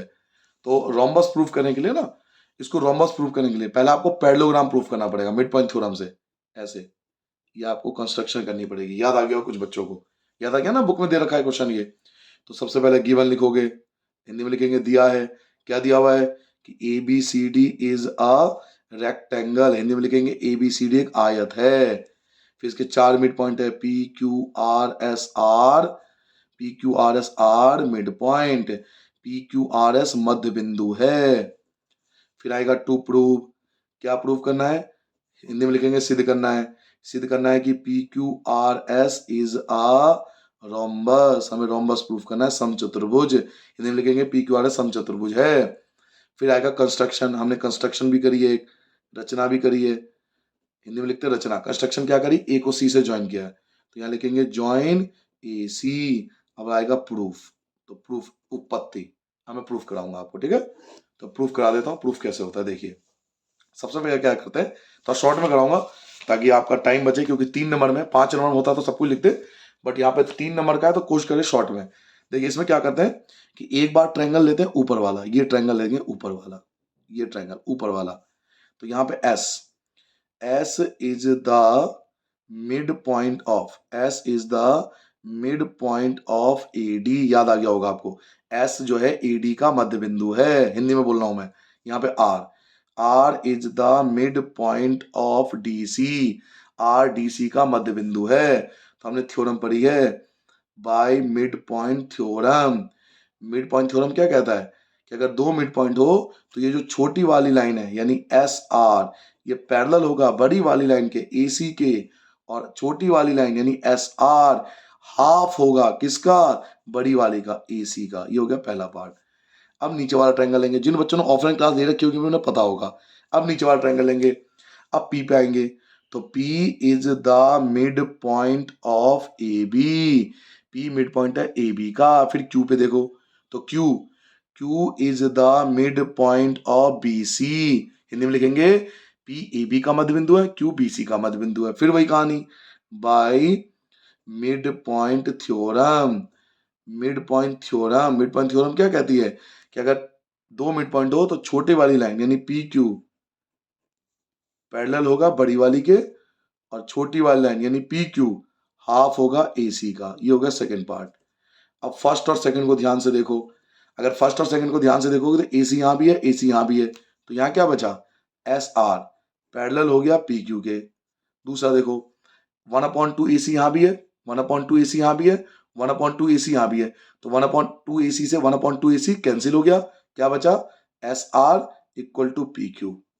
तो इसमें आपने पैरेललोग्राम प्रूफ कर दिया, ये रहा पैरेललोग्राम, क्योंकि अपोजिट साइड पैरेलल हो गई, अपोजिट साइड पैरेलल होगी, देखिए ये रहा अपोजिट साइड पैरेलल है, एस आर इसे बोलते हैं, पी क्यू से बोलते हैं। अपोजिट साइड पैरेलल हो और अपोजिट साइड इक्वल हो, इसी को पैरेललोग्राम कहते हैं। तो P Q R S is a parallelogram. P Q R S एक समांतर चतुर्भुज है, लेकिन हमें तो रोम्बस प्रूफ करना है, तो रोम्बस प्रूफ करने से पहले पैरेललोग्राम प्रूफ करना पड़ता है। अब आपको रोम्बस प्रूफ करना है, तो चलिए रोम्बस कैसे प्रूफ करते हैं, इसे बोलेंगे पहला स्टेप। अब आएंगे दूसरा स्टेप, यहां कराता हूं दूसरा स्टेप। और रोम्बस कैसे प्रूफ करेंगे, तो हम बी को डी से मिला देंगे, ठीक है, इसको मिला देंगे। अब रोम्बस प्रूफ करने के लिए ना ये एंगल आपको प्रूफ करना पड़ेगा। वैसे आप डायरेक्ट भी कर सकते हो, इतना टाइम नहीं हो आपके पास, इक्वल साइड प्रूफ कर दो, तो ये लाइन आप नहीं भी खींचोगे तो चल जाएगा। चलिए मैं आपको दोबारा ना पीछे कराता हूँ, तो जगह की जरूरत पड़ेगी। चलिए सेकेंड पार्ट कैसे करोगे, देखो ये था आपका डायग्राम, नाम था इसका ए बी सी डी, ये था आपका mid point P Q R S, ये था ना आपका डायग्राम। आप नहीं बनाओगे तो बात तो भी चल जाएगा, ये तो करा था आपने, ठीक है। अब सुनिए मेरी बात, आप दो ट्रायंगल ले लो, एक ले लो ये वाला और एक ले लो ये वाला, इन दोनों को ना कॉन्ग्रुएंट प्रूफ कर दो। इसका नाम है ए एस पी एंड इसका नाम है बी पी क्यू, ठीक है। दो ट्रायंगल ले लिया, ए एस पी और बी क्यू पी, कैसे भी लिख लो, बी क्यू पी लिख लो, ट्रायंगल बी क्यू पी कैसे भी लिख लो। इन दोनों को इक्वल प्रूफ करना है, तो इक्वल कैसे प्रूफ करेंगे, तो पहला ए पी इक्वल होगा बी पी के, क्योंकि P is mid point, P मध्य बिंदु है, मध्य बिंदु है तो बीचों बीच होगा। ए एस इक्वल होगा बी क्यू के, क्यों इक्वल होगा, क्योंकि ये पूरी लाइन ए डी और पूरी लाइन बी सी इक्वल होता है रेक्टेंगल में, दोनों का हमने हाफ कर दिया। और तीसरा एंगल ए 90 का होगा और एंगल बी भी 90, एंगल ए भी 90 का, एंगल बी भी 90 का, क्योंकि रेक्टेंगल के हर एक एंगल 90 का होता है। तो तीन चीज मिल गई, तो अगर तीन चीज मिल गई तो ये कॉन्ग्रुएंट हो गया, ये दोनों कॉन्ग्रुएंट हो गए। इसे बोलते हैं साइड, इसे बोलते हैं साइड, और बीच वाले को एंगल, तो साइड एंगल साइड। अब बच्चों अगर ये दोनों कॉन्ग्रुएंट हो गए, अगर ये दोनों कॉन्ग्रुएंट हो गए तो इनकी जो साइड है ना, ये दोनों साइड ये इक्वल हो जाएगा। इसका नाम था एस पी और इसका नाम था एस पी और क्यू पी, ये दोनों इक्वल हो गए सीपीसीटी से। और अगर ये दोनों इक्वल हो गए तो सारे इक्वल हो जाएंगे, क्योंकि ये पैरेललोग्राम प्रूव हो चुके हैं। तो सारे साइड इक्वल हो गए, यानी पी क्यू ये दोनों इक्वल हो गए ना। अगर ये दोनों इक्वल हो गए तो ये इसके अपोजिट ये वाला इक्वल और ये इसके अपोजिट ये वाला इक्वल, ये चारों इक्वल, यानी एस पी क्यू बराबर होगा क्यू आर के, बराबर होगा आर एस के, और बराबर होगा एस पी के। तो ये हो गया रोम्बस प्रूफ, इसे बोलते हैं रोम्बस। तो रोम्बस प्रूफ करने के दो स्टेप होंगे। पहला स्टेप आपको पैरेललोग्राम प्रूफ करना पड़ेगा इस मेथड से, आप स्क्रीनशॉट लेके रख लो अभी अगर आपको रखना है तो। पहला पैरेललोग्राम प्रूफ करना पड़ेगा, देन आपको ये करना पड़ेगा, मैं कह रहा हूँ बुक के क्वेश्चन आप जाके देखो, मैंने आपकी कॉपी में करा रखा ऑफलाइन बैच में, ठीक है। नाउ 31 क्वेश्चन पे आते हैं, ये डायरेक्ट आंसर आप दे सकते हो, एक टेबल दिया हुआ आपको और टेबल को पढ़ के आंसर देना है। Find the difference in the temperature in the 12 hour interval, कह रहा है डिफरेंस बताओ टेम्परेचर में 12 घंटों में। तो डिफरेंस कैसे बताते हैं, सबसे ज्यादा टेम्परेचर देखिए कहाँ है, सबसे ज्यादा टेम्परेचर है यहाँ पर 18 डिग्री सेल्सियस, माइनस सबसे कम टेम्परेचर कहाँ है, तो सबसे कम टेम्परेचर आपका ये आ गया 7 डिग्री सेल्सियस। तो 18 में से आपको 7 को माइनस करना है सिंपल, तो 11 डिग्री सेल्सियस, ये होता है डिफरेंस। डिफरेंस बताओ टेम्परेचर में 12 आवर इंटरवल में, तो सबसे ज्यादा में से सबसे कम यही है ना, इसको माइनस कर देना, ठीक है बेटा, समझ में आ गया। नाउ उसके बाद at what time the day was coldest, सबसे ज्यादा ठंड कब था, सबसे ज्यादा ठंड होता है जब सबसे ज्यादा कम टेम्परेचर हो। तो कब सबसे कम टेम्परेचर ये था, तो 6 AM 6 बजे सुबह सबसे ज्यादा ठंड था। किस समय सबसे ज्यादा ठंड था, तो इस समय जब टेम्परेचर सबसे कम था। How did the temperature vary from 3 to 6, 3 से ए पर टेम्परेचर का क्या हुआ, जो 3 से 6 पर आए थे ना, तो देखो डिक्रीज हुआ था, पहले 8 था, फिर माइनस, फिर 7 हो गया, तो टेम्परेचर डिक्रीज हुआ है, टेम्परेचर डिक्रीज हुआ है, टेम्परेचर कम हुआ है, ठीक है, रिड्यूस हुआ है, कुछ भी आप नाम दे सकते हो। तो यहां तक तो वो जो थे आपके वो सेक्शन सी थे। अब जो आएंगे ना वो 5 मार्क्स के क्वेश्चन आएंगे, तो अब ये क्वेश्चन थोड़े ज्यादा बड़े होंगे, और इसमें भी आपको ये जो क्वेश्चन आपको दे रखे हैं शुरू के 3, ये थोड़े बड़े होंगे। बाकी केस स्टडी इतना हार्ड नहीं है, केस स्टडी बहुत सिंपल है, केस स्टडी तो इसमें टाइम लगेगा आपका। तो चलिए स्टार्ट करते हैं। अब आपके लिए लेके आता हूं मैं क्वेश्चन नंबर 32। देखिए क्वेश्चन क्या है, A B is a line segment, A B कोई एक लाइन है, मान लीजिए ए है और ये बी है, P and Q are point on opposite side of A B, और ए बी के अपोजिट साइड पे दो, ये ए बी है ना, इसके अपोजिट साइड पे दो पॉइंट है, एक ऊपर पी होगा एक क्यू होगा, such that each of them is equidistance from point A and B, मतलब ए से ये वाला पॉइंट, बी से ये वाला पॉइंट इक्वल डिस्टेंस पर है। ऐसे ए से क्यू वाला पॉइंट और बी से क्यू वाला पॉइंट, ये दोनों भी इक्वल डिस्टेंस पर है। तो शो करना है कि पी क्यू जो होगा, ये पी क्यू जो है, पी क्यू ये वाली लाइन, ये परपेंडिकुलर बाइसेक्टर होगा ए बी का। चलिए अब क्वेश्चन समझ में आ गया थोड़ा सा, तो मैं आपको डिटेल में समझाता हूँ कहना क्या जा रहा है। वो आपसे कह रहे हैं बच्चों, ये क्वेश्चन नंबर आपका 32 है। क्वेश्चन ये कहना चाह रहा है कि आपके पास ना एक एक ऐसा ए बी एक लाइन है, दो पॉइंट है, मान लीजिए ए और बी एक लाइन है, और पी और क्यू अपोजिट साइड में है, एक पी है और एक क्यू पर है। ए से पी जितना दूर है, बी से भी पी उतना ही डिस्टेंस पर है, दोनों इक्वल है। ए से क्यू जितने डिस्टेंस पर है, बी से क्यू भी इतना डिस्टेंस पर है, ये दोनों भी इक्वल है। प्रूव करना है, जो पी क्यू है ना, पी क्यू, ये पी क्यू जो है ये परपेंडिकुलर बाइसेक्ट करता है ए बी को, ये प्रूव करना है। ठीक है, तो कैसे प्रूव करेंगे? इसके लिए हम स्टार्टिंग करेंगे, दो ट्रायंगल लेंगे, एक इधर वाला और एक राइट हैंड साइड वाला। तो सबसे पहले गिवन लिखा देता हूं मैं। इस क्वेश्चन में आप गिवन क्या लिखोगे? तो दो चीज आपको दिया है, हिंदी में का दिया है, एक तो ए पी इक्वल होगा बी पी के, और दूसरा ए क्यू इक्वल होगा बी क्यू के। ये इक्वल है। टू प्रूव, आपको प्रूव करना है परपेंडिकुलर बाइसेक्टर, यानी ये वाली लाइन ओ ए बराबर है ओ बी के, एक तो ये प्रूव करना है। बाइसेक्टर मतलब ये दोनों इक्वल, और ये 90-90 प्रूव करना है, यानी ए ओ पी और बी ओ पी, ए ओ पी और बी ओ पी दोनों 90 के होने चाहिए, परपेंडिकुलर भी होना चाहिए और बाइसेक्टर भी होना चाहिए। तो प्रूफ कैसे करेंगे? देखिए बड़ा आसान है। सबसे पहले लेफ्ट हैंड साइड वाला ट्रायंगल लेंगे पूरा, पहला पूरा ट्रायंगल ले लीजिए, और एक राइट हैंड साइड वाला पूरा ट्रायंगल लीजिए। तो लेफ्ट हैंड साइड वाला जो ट्रायंगल है उसका नाम है A P Q, triangle A P Q, A P Q. और राइट हैंड साइड वाला है B P Q and B P Q. अब आपको तीन चीज इक्वल प्रूफ करनी है, तो दो चीज तो दे ही रखा है आपको, A P, left hand side में A P, right hand side में बी पी, क्वेश्चन में ऑलरेडी गिवन है, दे रखा था आपको। दूसरा ए क्यू, नीचे ए क्यू और इधर बी क्यू, ये भी आपको क्वेश्चन में गिवन था। और देखिए बी पी क्यू जो है दोनों में है, पी क्यू बराबर पी क्यू, कॉमन बोलते हैं, उभयनिष्ठ बोलते हैं। तो तीन चीज मिल गई आपको।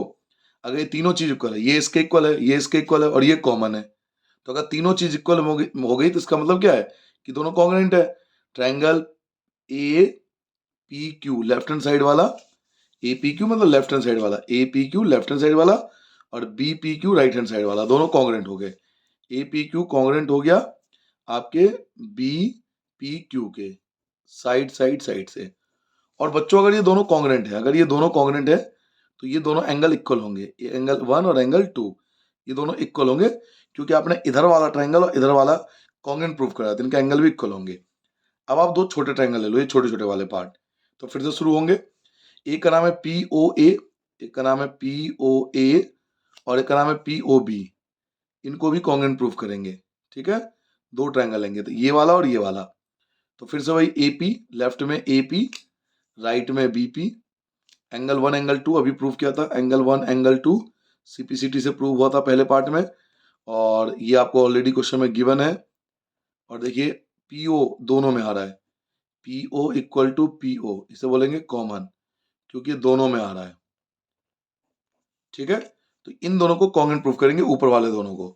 तो ये तीन चीज मिल गई आपको, तो आप क्या लिखोगे? पीओ ए कॉन्ग्रुएंट हो गया जी पीओ बी के, इसे बोलेंगे side angle side. Side angle side क्यों बोलेंगे? क्योंकि ये आपका साइड है, ये आपका एंगल है और ये आपका साइड है, तो साइड एंगल साइड से कॉन्ग्रुएंट हो गए। अब अगर ये कॉन्ग्रुएंट है तो ये दोनों पार्ट इक्वल होंगे, ये वाला पार्ट और ये वाला पार्ट इक्वल होगा। एक का नाम है ओ ए और एक का नाम है ओ बी, तो एक पार्ट तो प्रूव हो गया आपका बाइसेक्टर, ये वाला प्रूव हो गया, एक पार्ट प्रूव हो गया। अब बस आपको 90 प्रूव करना है। एक बात बताओ, दोनों एंगल का सम 180 होता है, angle A O P plus angle B O P दोनों 180 होगा, क्योंकि लीनियर पेयर है, लीनियर पेयर रैखिक युग्म, इन दोनों का सम 180 होता है। और ये दोनों इक्वल भी हैं, क्योंकि दोनों ट्रायंगल एक कॉन्ग्रुएंट थे, तो दोनों इक्वल भी हैं। तो A O P plus A O P दोनों इक्वल हैं, इक्वल टू 180।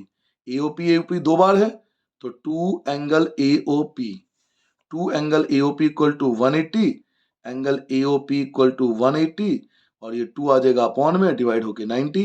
तो अगर ये 90 तो ये 90, क्योंकि दोनों इक्वल थे, तो ये हो गया परपेंडिकुलर बाइसेक्टर। ठीक है बच्चों, तो आराम से स्क्रीनशॉट ले लो आप, आराम से, अगर बाद में देखना हो तो देख लो, बाकी वीडियो आपके पास रहेगा ही, बार बार देखते रहना। ठीक है, चलिए क्वेश्चन नंबर 33, सॉरी इसमें एक पार्ट और है, और भी है, और मतलब ये वाला पार्ट भी था, आपको ये वाला पार्ट बताता हूँ क्योंकि बहुत कम बच्चे इस टाइप के क्वेश्चन कर पाते हैं। देखिए क्वेश्चन क्या है कि P जो है वो, P एक पॉइंट है और वो इक्वी डिस्टेंस है दो लाइन L और M से, और ये L और M इंटरसेक्ट करते हैं A पर। बड़ा अच्छा क्वेश्चन है, आपसे दो लाइन है, ऐसे समझिए दो लाइन है।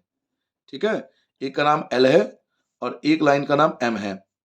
अब ये दोनों इंटरसेक्ट करते हैं A पर। मैं नहीं कह रहा, क्वेश्चन कह रहा है कि P, L और M जो है वो इंटरसेक्ट करते हैं A पर, दोनों A पर इंटरसेक्ट करते हैं, और P जो है कोई पॉइंट है जो इक्वी डिस्टेंस है L और M से। मान लीजिए ये P पॉइंट है, ये दोनों इक्वल डिस्टेंस पर, L से भी और ये M से भी, ये P है। तो हम क्या करेंगे, एक लाइन खींच देंगे ऐसे बीचों बीच। ठीक है, यहाँ P ले लेंगे और कह रहा है इक्वी डिस्टेंस पर है, यानी ये वाली लाइन और ये वाली लाइन दोनों जो है वो इक्वल है। तो आपको प्रूव करना है कि AP जो है वो बाइसेक्ट करता है एंगल बिटवीन दैम, इन दोनों को बाइसेक्ट करता है।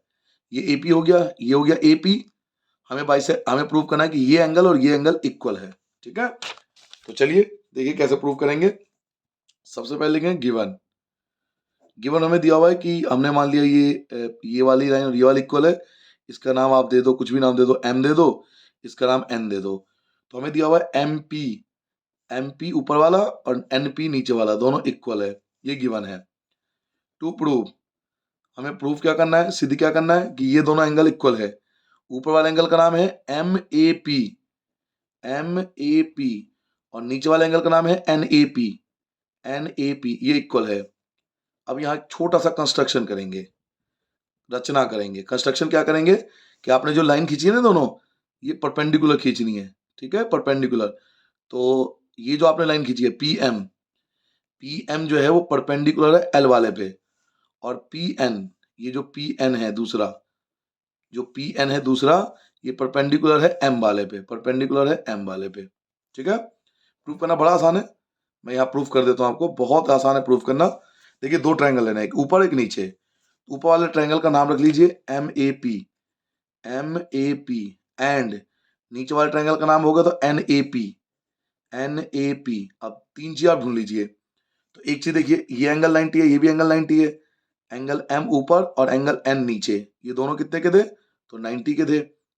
दूसरा, आपको गिवन था कि ऊपर वाली लाइन और नीचे वाली लाइन इक्वल है, ये रहा MP इक्वल है NP के, ये क्वेश्चन में आपको गिवन था। तो लो जी, दो चीज मिल गई, और AP कॉमन है, AP इक्वल टू AP। ठीक है, ये दोनों आप AP दोनों में ना कॉमन है, तो ये कॉमन हो गया। ठीक है बेटा, अब इसे बोलते हैं R, इसे बोलते हैं H और इसे बोलते हैं S। तो MAP जो है वो आपका कॉन्ग्रेंट हो गया NAP से, RHS से। और अगर ये कॉन्ग्रेंट है तो एंगल इक्वल होंगे, ऊपर का एंगल और नीचे का एंगल इक्वल होगा। ऊपर का एंगल क्या था, ऊपर का एंगल था MAP, तो MAP ऊपर का एंगल और नीचे का एंगल NAP, ये दोनों इक्वल हो जाएंगे CPCT से। तो बस ये प्रूफ करना था, इस तरह से करना है। तो ये क्वेश्चन ज्यादा आसान है पिछले वाले से, बट पेपर में कुछ भी आ जाता है तो आपको सब कुछ आना चाहिए। आगे बढ़ जाऊं। नाउ एक और क्वेश्चन है, ये आपके नोट्स का ही एज इट इज क्वेश्चन है जो मैंने आपको दे रखा है। 33 क्वेश्चन है। 7 + 3 √3 अपॉन में 2 + √3 माइनस 7 - 3 √3 अपॉन में 2 - √3 इक्वल टू A + B √3। एक चीज हमेशा याद रखिए, अगर ये दोनों सेम है, बस साइन का फर्क है, तो हमेशा एलसीएम लेते हैं, कुछ ज्यादा फालतू दिमाग लगाने की जरूरत नहीं पड़ेगी आपको। अगर दोनों सेम है, सिर्फ साइन का फर्क है, तो एलसीएम लेते हैं। एक ये वाला आता है पहले वाला, और एक दूसरे वाला आता है। अगर आप मल्टीप्लाई नहीं आता तो मल्टीप्लाई सीख लो, जैसे 7 है ना, इनकी क्रॉस मल्टीप्लाई करनी है आपको, ऐसे क्रॉस। तो 7 × 2 = 14, 7 की -√3 से तो -√3, 7 का काम खत्म हो गया। 7 × 2 = 14 और 7 × 2 = 14 और 7 के √3 से करेंगे 7√3, 7 का काम खत्म। अब इसका काम शुरू, 2 × 3 = तो 6 आ गया, ये ऐसे रहेगा। अब 3√3 की जब 3 से करेंगे, इसकी इससे करेंगे तो √3 बन जाता है। √3 3 होता है, 3 3 जा 9 हो गया। तो ये 4 बार अच्छी संख्या आएगी। ऐसे ही माइनस, अब इन दोनों की करनी है क्रॉस, तो पहले 2 से करेंगे। 2 की फर्स्ट से 14, 2 की सेकंड से -6√3। अब सेकंड पे आ जाओ, √3 की 7 से करोगे तो 7√3, और ऐसे ही लास्ट जब आप √3 की इससे करोगे तो √3 3 बन जाएगा, 3 3 जा 9 आ जाएगा माइनस का। इक्वल टू में जैसा है वैसा रहेगा, a प्लस बी √3।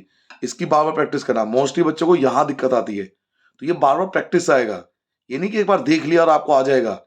इतने इंटेलिजेंट होते तो आपको पेपर करने की जरूरत नहीं थी।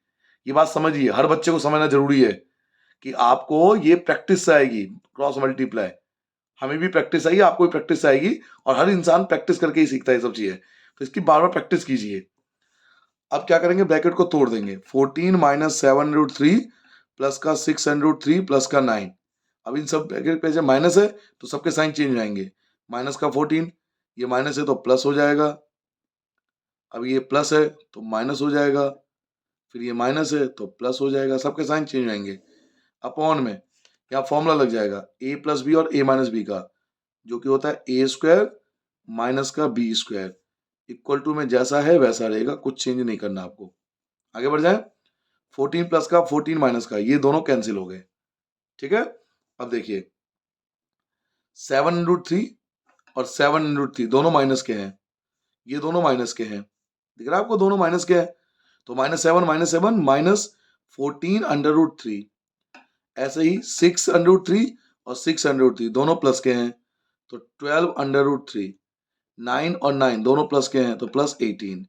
अपॉन में आ जाओ, 2 का स्क्वायर होता है 4, स्क्वायर से अंडर कट के 3, इक्वल टू में a प्लस बी √3। अभी दोनों दोनों सेम है, √3 यहाँ भी है, √3 यहाँ भी है। 14 माइनस का है और 12 प्लस का है, तो दोनों में माइनस जीत रहा है, तो माइनस का 2 √3। इन दोनों को एडजस्ट करोगे तो -2 √3 प्लस का 18। अपॉन में 1 बचा। एक बार ये चेक कर लो कि आपने ये सही करा है नहीं करा, एक बार देख लेता हूँ। क्योंकि 7 2 जा 14, दोबारा समझ लीजिए, 7 2 जा 14। 7 किससे करेंगे, ये आ जाएगा। इसकी 3 2 जा 6, और इसकी इससे मल्टीप्लाई करेंगे तो यहाँ माइनस का आएगा। एक सही कर देना गलती, ये माइनस का 9 था, तो 9 से 9 भी कट जाएगा। ठीक है, ये नहीं बचेगा। ठीक कर लेना बच्चों। ठीक है, ये माइनस का 9 प्लस का 9 दोनों कैंसिल हो गया, तो ये नहीं आएगा, ये नहीं आएगा। Equal to a plus B √3। अब आपके पास क्या बचा, -2 √3। अपॉन में 1 लिखते नहीं है, a प्लस बी √3। अब कंपेयर करोगे तो √3 है, यहाँ पे संख्या नहीं है, तो a की जगह यहाँ कुछ भी नहीं है, तो a की वैल्यू 0 हो जाएगी। a की जगह कुछ भी नहीं है तो a की वैल्यू 0 हो जाएगी। जबकि b से कंपेयर करो इसको, तो √3 कैंसिल, ये दोनों कैंसिल, तो b की जगह -2 आ रहा है, तो -2। तो a 0 और b -2। तो ये देख लीजिए कैसे होगा। आप आराम से इसको बाद में कर लेना, स्क्रीनशॉट ले लो, और कोई दिक्कत हो तो दोबारा वीडियो को देख लेना एक बार। ठीक है, चलिए 34 देखते हैं। अब 34 का कैलकुलेशन थोड़ा हार्ड है, इसकी कैलकुलेशन थोड़ा सा हार्ड है, तो मैं आपको कैलकुलेशन दे दूंगा, आप कर लेना आराम से। मैंने कैलकुलेशन किया था शायद इसका, तो मैं आपको बता देता हूँ इसका कैलकुलेशन कैसे होगा। पहले क्वेश्चन पढ़ के दिखा देता हूँ, क्वेश्चन में पूछ क्या रहा है। देखिए, the thickness of A wooden hemisphere. Wooden hemisphere लकड़ी का एक बना हुआ हेमिस्फीयर है, लकड़ी का एक हेमिस्फीयर बना हुआ है।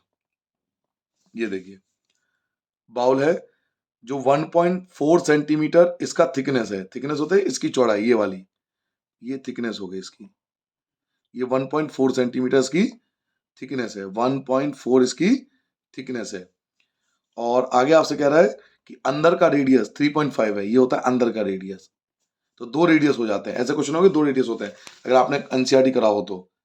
इसके दो रेडियस होंगे, एक होगा अंदर का रेडियस 3.5 सेंटीमीटर, एक होता है बाहर का रेडियस जो कि पूरा होता है, यानी 3.5 अंदर वाला और 1.4 बाहर वाला, यानी 4.9 हो गया बाहर का रेडियस। दो रेडियस होता है ऐसे क्वेश्चनों में। अब आपसे पूछ रहा है कि नमन को पेंट करना है इस पर कंप्लीटली, तो find the total area. Total यानी टीएसए। तो टीएसए का फॉर्मूला, नॉर्मली फॉर्मूला क्या होता है, 3πr²। ये होता है नॉर्मल फॉर्मूला, 3πr² होता है नॉर्मल फॉर्मूला। लेकिन जब दो रेडियस दिया होता है ना अंदर बाहर, तो आर ये नहीं आता, इसकी जगह ये फॉर्मूला ये आता है, 3π ऐसी रहेगा और आर स्क्वायर की जगह बड़ा आर स्क्वायर माइनस छोटा स्क्वायर, ये ध्यान रखना है। जब दो रेडियस जो होता है छोटा बड़ा, तो आर स्क्वायर की बाकी सब रहेगा 3 पाई तो 3 पाई, बस आर स्क्वायर की जगह बड़ा स्क्वायर माइनस छोटा स्क्वायर, ये तरीका होता है। तो 3 की जगह 3, पाई की जगह 22/7, बड़ा आर कितना था 4.9 मल्टीप्लाई 4.9, छोटा आर कितना था, तो छोटा आर था 3.5 इंटू 3.5, 3 की 22 से करोगे 66/7, 49 की 49 से मल्टीप्लाई कर लेना 2401, 1 2 2 के बाद पॉइंट आ जाएगा, माइनस 35 की 35 से करोगे तो 1225 आएगा, 2 के बाद पॉइंट लग जाएगा, 66/7 एज इट इज, 24.01 में से 12.25 को आप माइनस कर रहे हो, तो ये आपका माइनस आएगा 11.76, जो कि 7 से पूरा कट जाएगा। ये 7 से पूरा कटेगा, 7 से कट के 168 आएगा, 2 के बाद पॉइंट था, 2 के बाद पॉइंट। अब 168 की मल्टीप्लाई 66 से करो, 66 की मल्टीप्लाई 168 से करोगे, तो ये आएगा आपका टोटल मल्टीप्लाई करने के बाद 11088, 2 के बाद पॉइंट है तो यहाँ 2 के बाद पॉइंट, सेंटीमीटर स्क्वायर। ठीक है, तो ये आपका टोटल सरफेस एरिया बन जाएगा। इस तरह से निकालना है टोटल सरफेस एरिया। पेपर में तक हार्ड कैलकुलेशन नहीं आता, बट अभी दे रखा है तो कर लो। एक चीज और पूछ रहा है कि how much liquid it can hold, liquid मतलब वॉल्यूम निकालना पड़ेगा कि बाउल में कितना लीटर पानी आ जाएगा। तो ये हो गया फर्स्ट पार्ट आपका, ये पहला पार्ट हो गया टीएसए, ये टीएसए आप देख लेना। ठीक है, दूसरा वॉल्यूम, तो वॉल्यूम का फॉर्मूला होता है, देखो नॉर्मल फॉर्मूला क्या होता है 2/3 पाई आर क्यूब, ये होता है नॉर्मल फॉर्मूला। बट फिर वही बात, रेडियस ऐसे लिखेंगे 2/3 पाई बड़ा आर क्यूब माइनस छोटा आर क्यूब, इस प्रकार से लिखते हैं। तो 2/3 पाई की जगह 22/7, बड़ा आर था आपका 4.9, 4.9, 4.9 3 बार, छोटा आर आपका 3.5, 3.5, 3.5 3 बार, ये मल्टीप्लाई करोगे 44/21, 49, 49, 49 तीनों की मल्टीप्लाई करके देखना 117.649 आएगा। मैंने कैलकुलेशन करके देख लिया था पहले ही, 3.5 या 35, 35, 35 मल्टीप्लाई करोगे तो 12875 आएगा, 1 2 3 3 के बाद पॉइंट लगा दोगे, 44/21, पॉइंट के नीचे पॉइंट रख के आप माइनस करोगे तो ये आएगा आपका 74.774, 7 से ये कट जाएगा, 7 से ये कटेगा, 7 से ये भी कटेगा, ये आएगा 10.682, और 3 से इसको काटोगे तो 3.56, पॉइंट के बाद 2 संख्या निकाल के छोड़ देना। अब आपको 44 की मल्टीप्लाई 356 से करनी है, तो ये आपका आएगा मल्टीप्लाई करने के बाद 1566 और 64, 1 2 2 के बाद पॉइंट, ये आ जाएगा सेंटीमीटर क्यूब। कैलकुलेशन देख लेना। और अगर आपको लीटर में चाहिए तो ये 1000 से और डिवाइड होता है, यानी आपको 3 पॉइंट और पीछे आना पड़ेगा। ये एक चीज ज्यादा लिख दिया, 1566 यहाँ आएगा 4, ठीक है 40, ये हटा देना, ठीक है 4 आएगा, तो पॉइंट आपका यहाँ लग के यहाँ लगेगा 156.64, ये आएगा कैलकुलेशन। और लीटर में चाहिए तो 3 और पीछे आ जाओ, यानी 0.15664 लीटर, क्योंकि 1000 जो होता है ना litre 1 centimetre cube equal to 1000 litre के इक्वल होता है, तो 1000 से डिवाइड करके 3 पॉइंट और पीछे आ जाना, तो ये आपका लीटर में आ जाएगा। तो ये आपका वॉल्यूम आ गया और ये आपका टीएस आ गया इस क्वेश्चन का जो पूछा जा रहा था। नाउ क्वेश्चन नंबर 35, बहुत अच्छा क्वेश्चन है, ये देखिए बहुत अच्छा क्वेश्चन है। ए cube B cube C cube इनका फॉर्मूला लगेगा, बट बहुत अच्छे ढंग से क्वेश्चन कुछ और दिया हुआ है। तो मैं आपको पहले क्वेश्चन लिख लेता हूँ, फिर इस क्वेश्चन करने का मेथड, आपको बेहतरीन मेथड है मेरे पास जो मैं आपको सिखाऊंगा। 2a minus B minus C का whole cube plus 2b minus C minus A का whole cube plus 2c minus A minus B का होल क्यूब। पहले चेक कर लो कि तीनों का सम करके जीरो आ रहा है नहीं आ रहा, पहले ये देख लो कि तीनों को जोड़ने पर जीरो आ रहा है नहीं आ रहा। तो हम करेंगे पहले 2a minus B minus C plus 2b minus C minus A plus 2c minus A minus B, तीनों को चेक करेंगे। तो कैसे चेक करते हैं देखिए, 2a प्लस का है तो 2a, लेकिन यहां देखिए माइनस ए और माइनस ए, तो माइनस का 2a हो गया ना, 2a प्लस का था और माइनस ए माइनस के 2a हो गए। ऐसे ही 2b प्लस का है, 2b तो प्लस का है लेकिन माइनस का भी ये वाला और माइनस का बी वाला, तो माइनस का 2b हो गया। ऐसे ही लास्ट देखिए 2ca रहा अकेला है 2c, लेकिन माइनस का c ये वाला और माइनस का c ये वाला, माइनस का 2c, तो सारे आपस में कट के क्या गया 0। और हमें पढ़ाया गया बच्चों, जब a plus B plus C equal to 0 होता है तो हम ये फॉर्मूला लगाते हैं, a cube plus B cube plus C cube equal to 3abc। आपके चैप्टर 2 में है ये। अगर तीनों का सम 0 आता है ना तो a cube plus B cube plus C cube equal to 3abc होता है। तो ये देखो सेम है, ये a है, ये b है, ये c है। a cube plus B cube plus C cube, तीनों का सम करने पे 0 आया, तो मैं फॉर्मूला लगा सकता हूं। तो 3 के नीचे 3। अब a का मतलब है पहला पूरा ब्रैकेट, तो 2a पूरा ब्रैकेट लिख देंगे, 2a माइनस बी माइनस सी। 3 लिख दिया, a लिख दिया, b का मतलब दूसरा ब्रैकेट, तो दूसरा bracket 2b minus C minus a, और c का मतलब है तीसरा ब्रैकेट, यानी 2a minus a minus b। तो ये जो होगा ये आपका आंसर आ जाएगा। ये देखिए, पहले सबका सम करके देखना 0, अगर सबका सम 0 होता है तो ये फॉर्मूला लगता है, वैल्यू पुट कर देंगे, हो गया आंसर, कंप्लीट हो गया। नाउ इसके और में एक और अच्छा क्वेश्चन दिया हुआ है 35 में आपको लिया हुआ है और वाला पार्ट। एक पार्ट तो हो गया, और वाला भी सिखा देता हूं। a प्लस बी प्लस सी 0 है, a प्लस बी प्लस सी अगर 0 है तो आपसे पूछ रहा है ये और ये प्लस करने पर क्या आएगा। तो क्वेश्चन है आपके पास b प्लस सी का होल स्क्वायर अपॉन में a, सॉरी बी सी, ये दे रखा है, प्लस c प्लस a का होल स्क्वायर अपॉन में सी ए, प्लस a प्लस बी का होल स्क्वायर अपॉन में ए बी। इसकी वैल्यू आपसे पूछ रहा है, तो कैसे करते हैं। अब एक बात बताइए, b प्लस सी है, b प्लस सी ये रहा, तो b प्लस सी अगर ये रहा तो a इधर आके माइनस हो जाएगा, तो b प्लस सी की वैल्यू माइनस a कहलाएगा अपॉन में बी सी। ऐसी c प्लस a, अगर c और a को छोड़ दूंगा, c और a को छोड़ दूंगा तो b इधर आ जाएगा, यानी माइनस b आ जाएगा इसकी वैल्यू अपॉन में सी ए। ऐसी a प्लस बी को छोड़ दूंगा तो प्लस का c माइनस का c हो जाएगा अपॉन में ए बी। अब इन सब का एलसीएम लूंगा, B C C A B, इन सब का एलसीएम होगा ए बी सी। बी सी यहाँ भी है, बी सी यहाँ भी है, कौन नहीं है, ए नहीं है, तो ए की मल्टीप्लाई इससे करूंगा, तो माइनस ए स्क्वायर माइनस ए स्क्वायर माइनस ए स्क्वायर का मतलब है ए स्क्वायर, तो ए स्क्वायर तो पहले ही था, और बी सी और बी सी कट गया, एक और ए आ जाएगा, तो ए क्यूब। बी स्क्वायर तो पहले ही था, एक और बी आ जाएगा, क्योंकि सी ए और सी एस कट गया, बी बचेगा, तो बी और आ जाएगा, बी क्यूब। अगर आपको एलसीएम आता होगा तो पता होगा, प्लस सी स्क्वायर तो पहले ही था, और ए बी और एक सी और आ जाएगा, तो सी क्यूब। और अभी मैंने फॉर्मूला बताया था कि जब A plus B plus C equal to 0 हो तो A cube plus B cube plus C cube, इसका एक फॉर्मूला होता है। क्या फॉर्मूला होता है, 3abc। A cube plus B cube plus C cube का फॉर्मूला 3abc अपॉन में एबीसी, एबीसी एबीसी कट गया, 3 आपका आंसर आएगा। तो इस तरीके से करना है क्वेश्चन नंबर 35। अब आपका केस स्टडी आता है। केस स्टडी बहुत आसान होता है, सबसे आसान केस स्टडी होता है। देखिए केस स्टडी में क्या कह रहा है, Sunil visited a circular park, circular park है, अपने फादर के साथ जाते हैं Sunil. He sees a triangular shape pond P Q R, उन्हें P Q R triangular pond दिखाई देता है।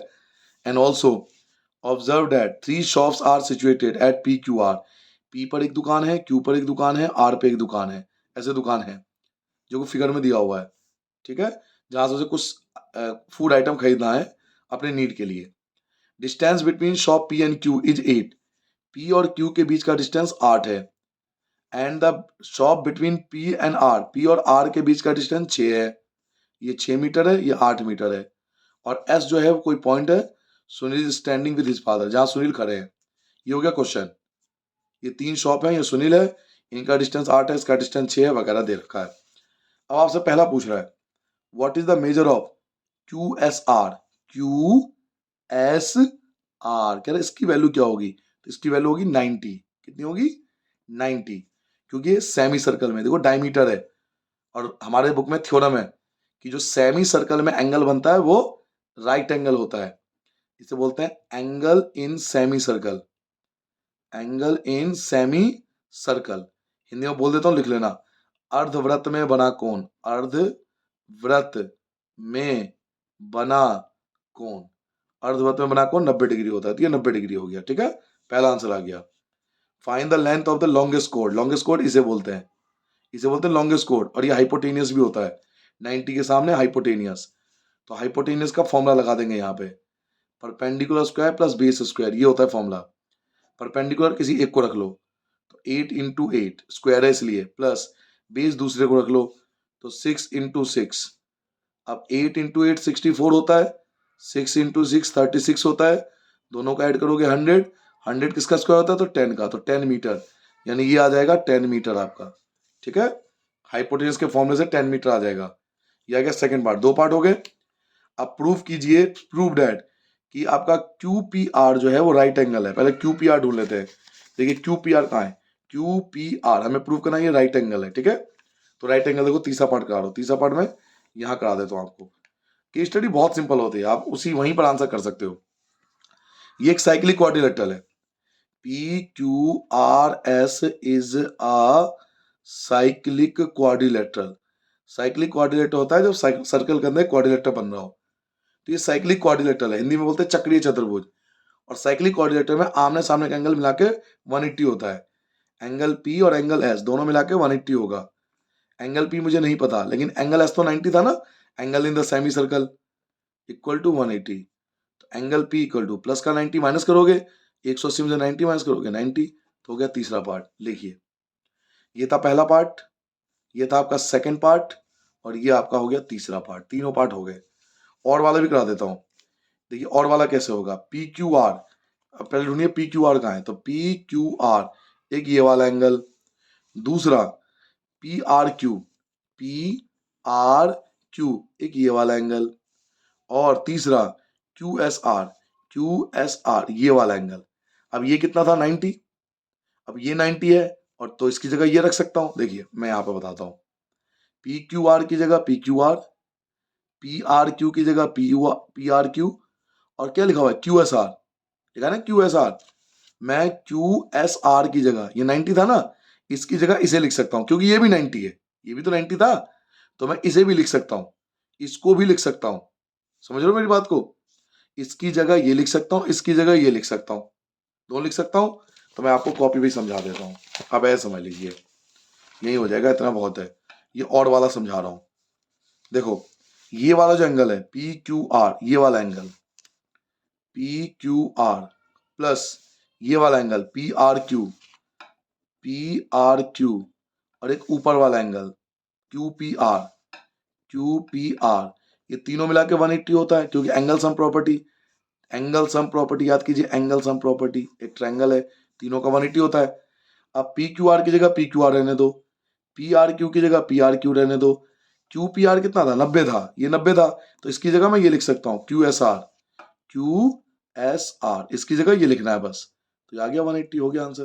तीनों का सम 180, ये तो पूछा था तीनों को मिला के कितना होगा, तो तीनों को मिला के 180 होगा, ये आंसर होगा। अगला केस स्टडी आते हैं, question number 37। Next case study देखिए, केस स्टडी बहुत सिंपल होती है, आप बहुत आसानी से कर सकते हो, इवन मैं इतनी जगह है उतनी भी कर दूंगा। देखिए क्वेश्चन क्या कहता है, prime minister national relief fund the fund raise to provide support of the people affected natural, ये सब हमें पता है, PMRF prime minister relief fund होता है, आप भी कंट्रीब्यूट कर सकते हो, कोई भी कंट्रीब्यूट कर सकता है, ये सब पढ़ने की जरूरत नहीं है। मेन कुछ क्वेश्चन पे आओ।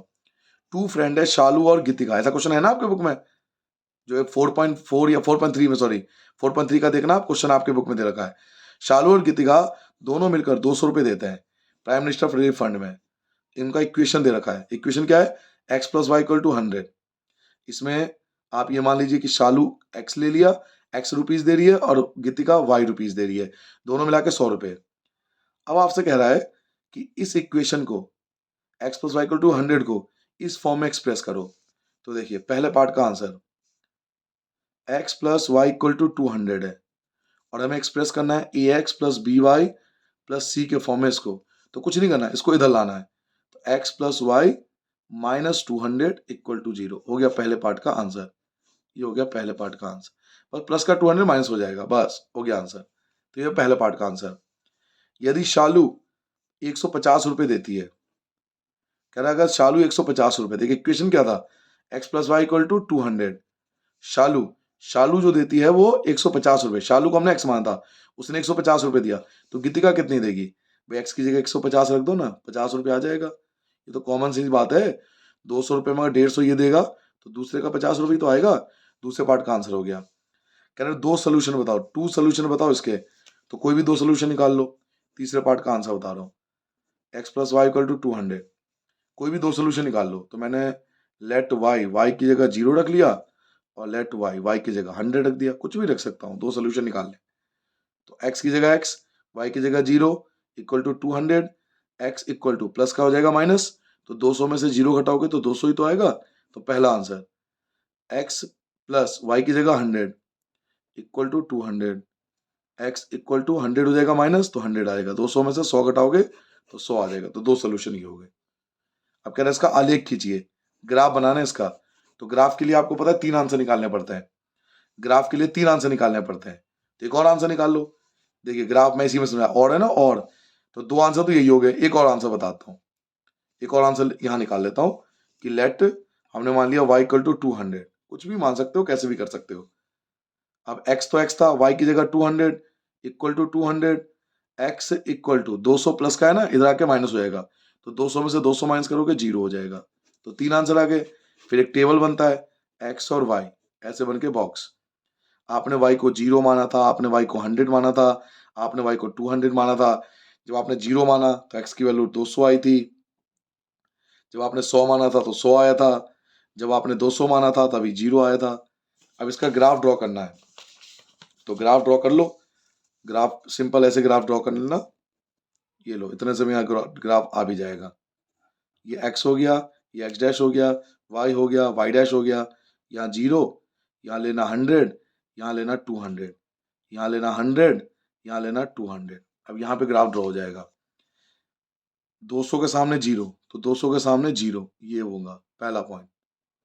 दूसरा, 100 के सामने 100, 100 के सामने 100, ये रहा दूसरा पॉइंट। और 0 के सामने 200, 0 के सामने 200, ये रहा तीसरा पॉइंट। स्केल लेना और तीनों को लाइन से मिला देना, हो गया आंसर। ठीक है, तो ये ग्राफ भी हो गया। तो मैंने और तो सारे पार्ट करा दिए मैंने आपको, और वाला भी करा देता हूं मैं ना। अंतिम क्वेश्चन पे आते हैं। अंतिम क्वेश्चन पे आते हैं। ये आपको एक डायग्राम दिया हुआ है और कुछ वैल्यू दे रखी है, 8 दे रखा है, ये 15 दे रखा है, 90 डिग्री है। ड्यूरिंग लोहरी, लोहरी के दौरान शॉपकीपर प्रिपेयर करता है हेक्सागोनल शेप गिफ्ट बॉक्स है ये, जिसमें रेवड़ी है, तिल है, गज्जक है, पीनट्स है। हेक्सागन को इक्वल साइड है। इक्वल साइड मतलब अगर ये 8 है ना, तो ये भी 8, ये भी 8, ये भी 8, ये भी 8 और ये भी 8, इक्वल साइड है।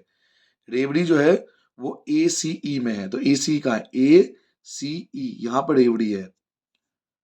तिल जो है वो BDF में, BDF, यहाँ पर है तिल, ये तिल हो गया।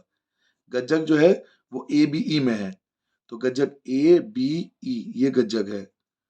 और पीनट जो है वो BEF में, BEF, यहाँ पर है गज्जक, पीनट।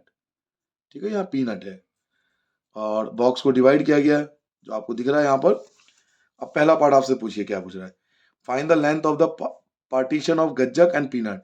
गज्जक और पीनट का जो पार्टीशन हुआ है ना, ये जो पार्टीशन है, इसकी लंबाई पूछ रहा है। तो बच्चों 90 के सामने होता है हाइपोटेनियस। फिर वही कहानी, हाइपोटेनियस निकालना है पहले पार्ट में। तो चलिए मैं पहले पार्ट का आपको आंसर देता हूँ। हाइपोटेनियस √p² प्लस b², ये होता है 90 के सामने hypotenuse.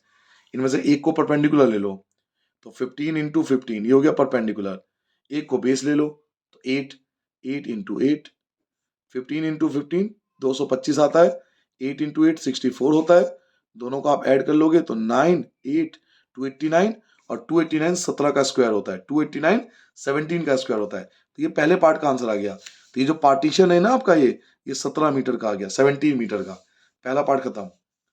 What is the area of the part having peanuts. Peanuts का एरिया पूछ रहा है। पीनट्स ये रहा ना, ये रहा पीनट्स, तो इसका एरिया पूछ रहा है। तो फॉर्मूला लगाएंगे 1/2 बेस इंटू हाइट, ये फॉर्मूला लगा देंगे। 1/2 बेस होता है ये नीचे वाला 8, और हाइट होता है ये वाला। तो ये 15 था, तो ये 15 था ना, ये लाइन 15 है, ये भी 15 होगा। तो 15, 2 को 8 से काटेंगे 4, और 4 की 15 से गुना करेंगे तो 60 सेंटीमीटर स्क्वायर। तो ये हो गया सेकेंड पार्ट का आंसर। ये था फर्स्ट पार्ट का आंसर।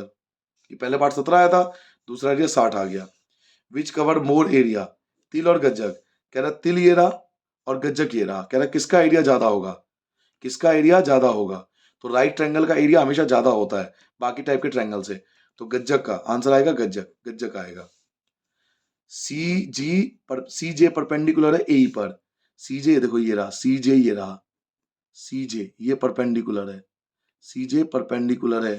तो सीजे ज्ञात कीजिए, तो सीजे ज्ञात करना है तो इसमें फॉर्मूला लगा देना 1/2 base into height equal to रख देना 60, क्योंकि एरिया भी आपने निकाला था, एरिया आप निकाल सकते हो, इसका एरिया 60 नहीं आएगा, सॉरी, एरिया निकालना पड़ेगा 1/2 बेस इंटू हाइट से, ठीक है, इस फॉर्मूले से निकालना पड़ेगा, एरिया आपको निकालना पड़ेगा इसका। तो 1/2 बेस लेंगे इसका 8 और हाइट भी लेंगे इसका 8, तो ये काट के 4 32 आ गया एरिया, एरिया आ गया 32 32 1/2 बेस इंटू हाइट, ये फॉर्मूला लगा देना, इसमें यही बेस लेंगे और यही हाइट लेंगे, तो 8 इंटू 8, 2 को 8 से काटेंगे 4, 8 चौक 32, 32 आ गया एरिया। अब देखिए 1/2 बेस, बेस ये बेस है 15 और हाइट मुझे नहीं पता, ये हाइट है जिसको हमने सीजे नाम दिया था, सीजे 32 की जगह 32, सीजे इक्वल टू 32, ये 2 क्रॉस मल्टीप्लाई होकर ऊपर आ जाएगा और 15 क्रॉस मल्टीप्लाई नीचे हो जाएगा, कैलकुलेट कर लेना, आंसर आ जाएगा। तो इस प्रकार से बच्चों हमने ये सारा पेपर कंप्लीट कर लिया।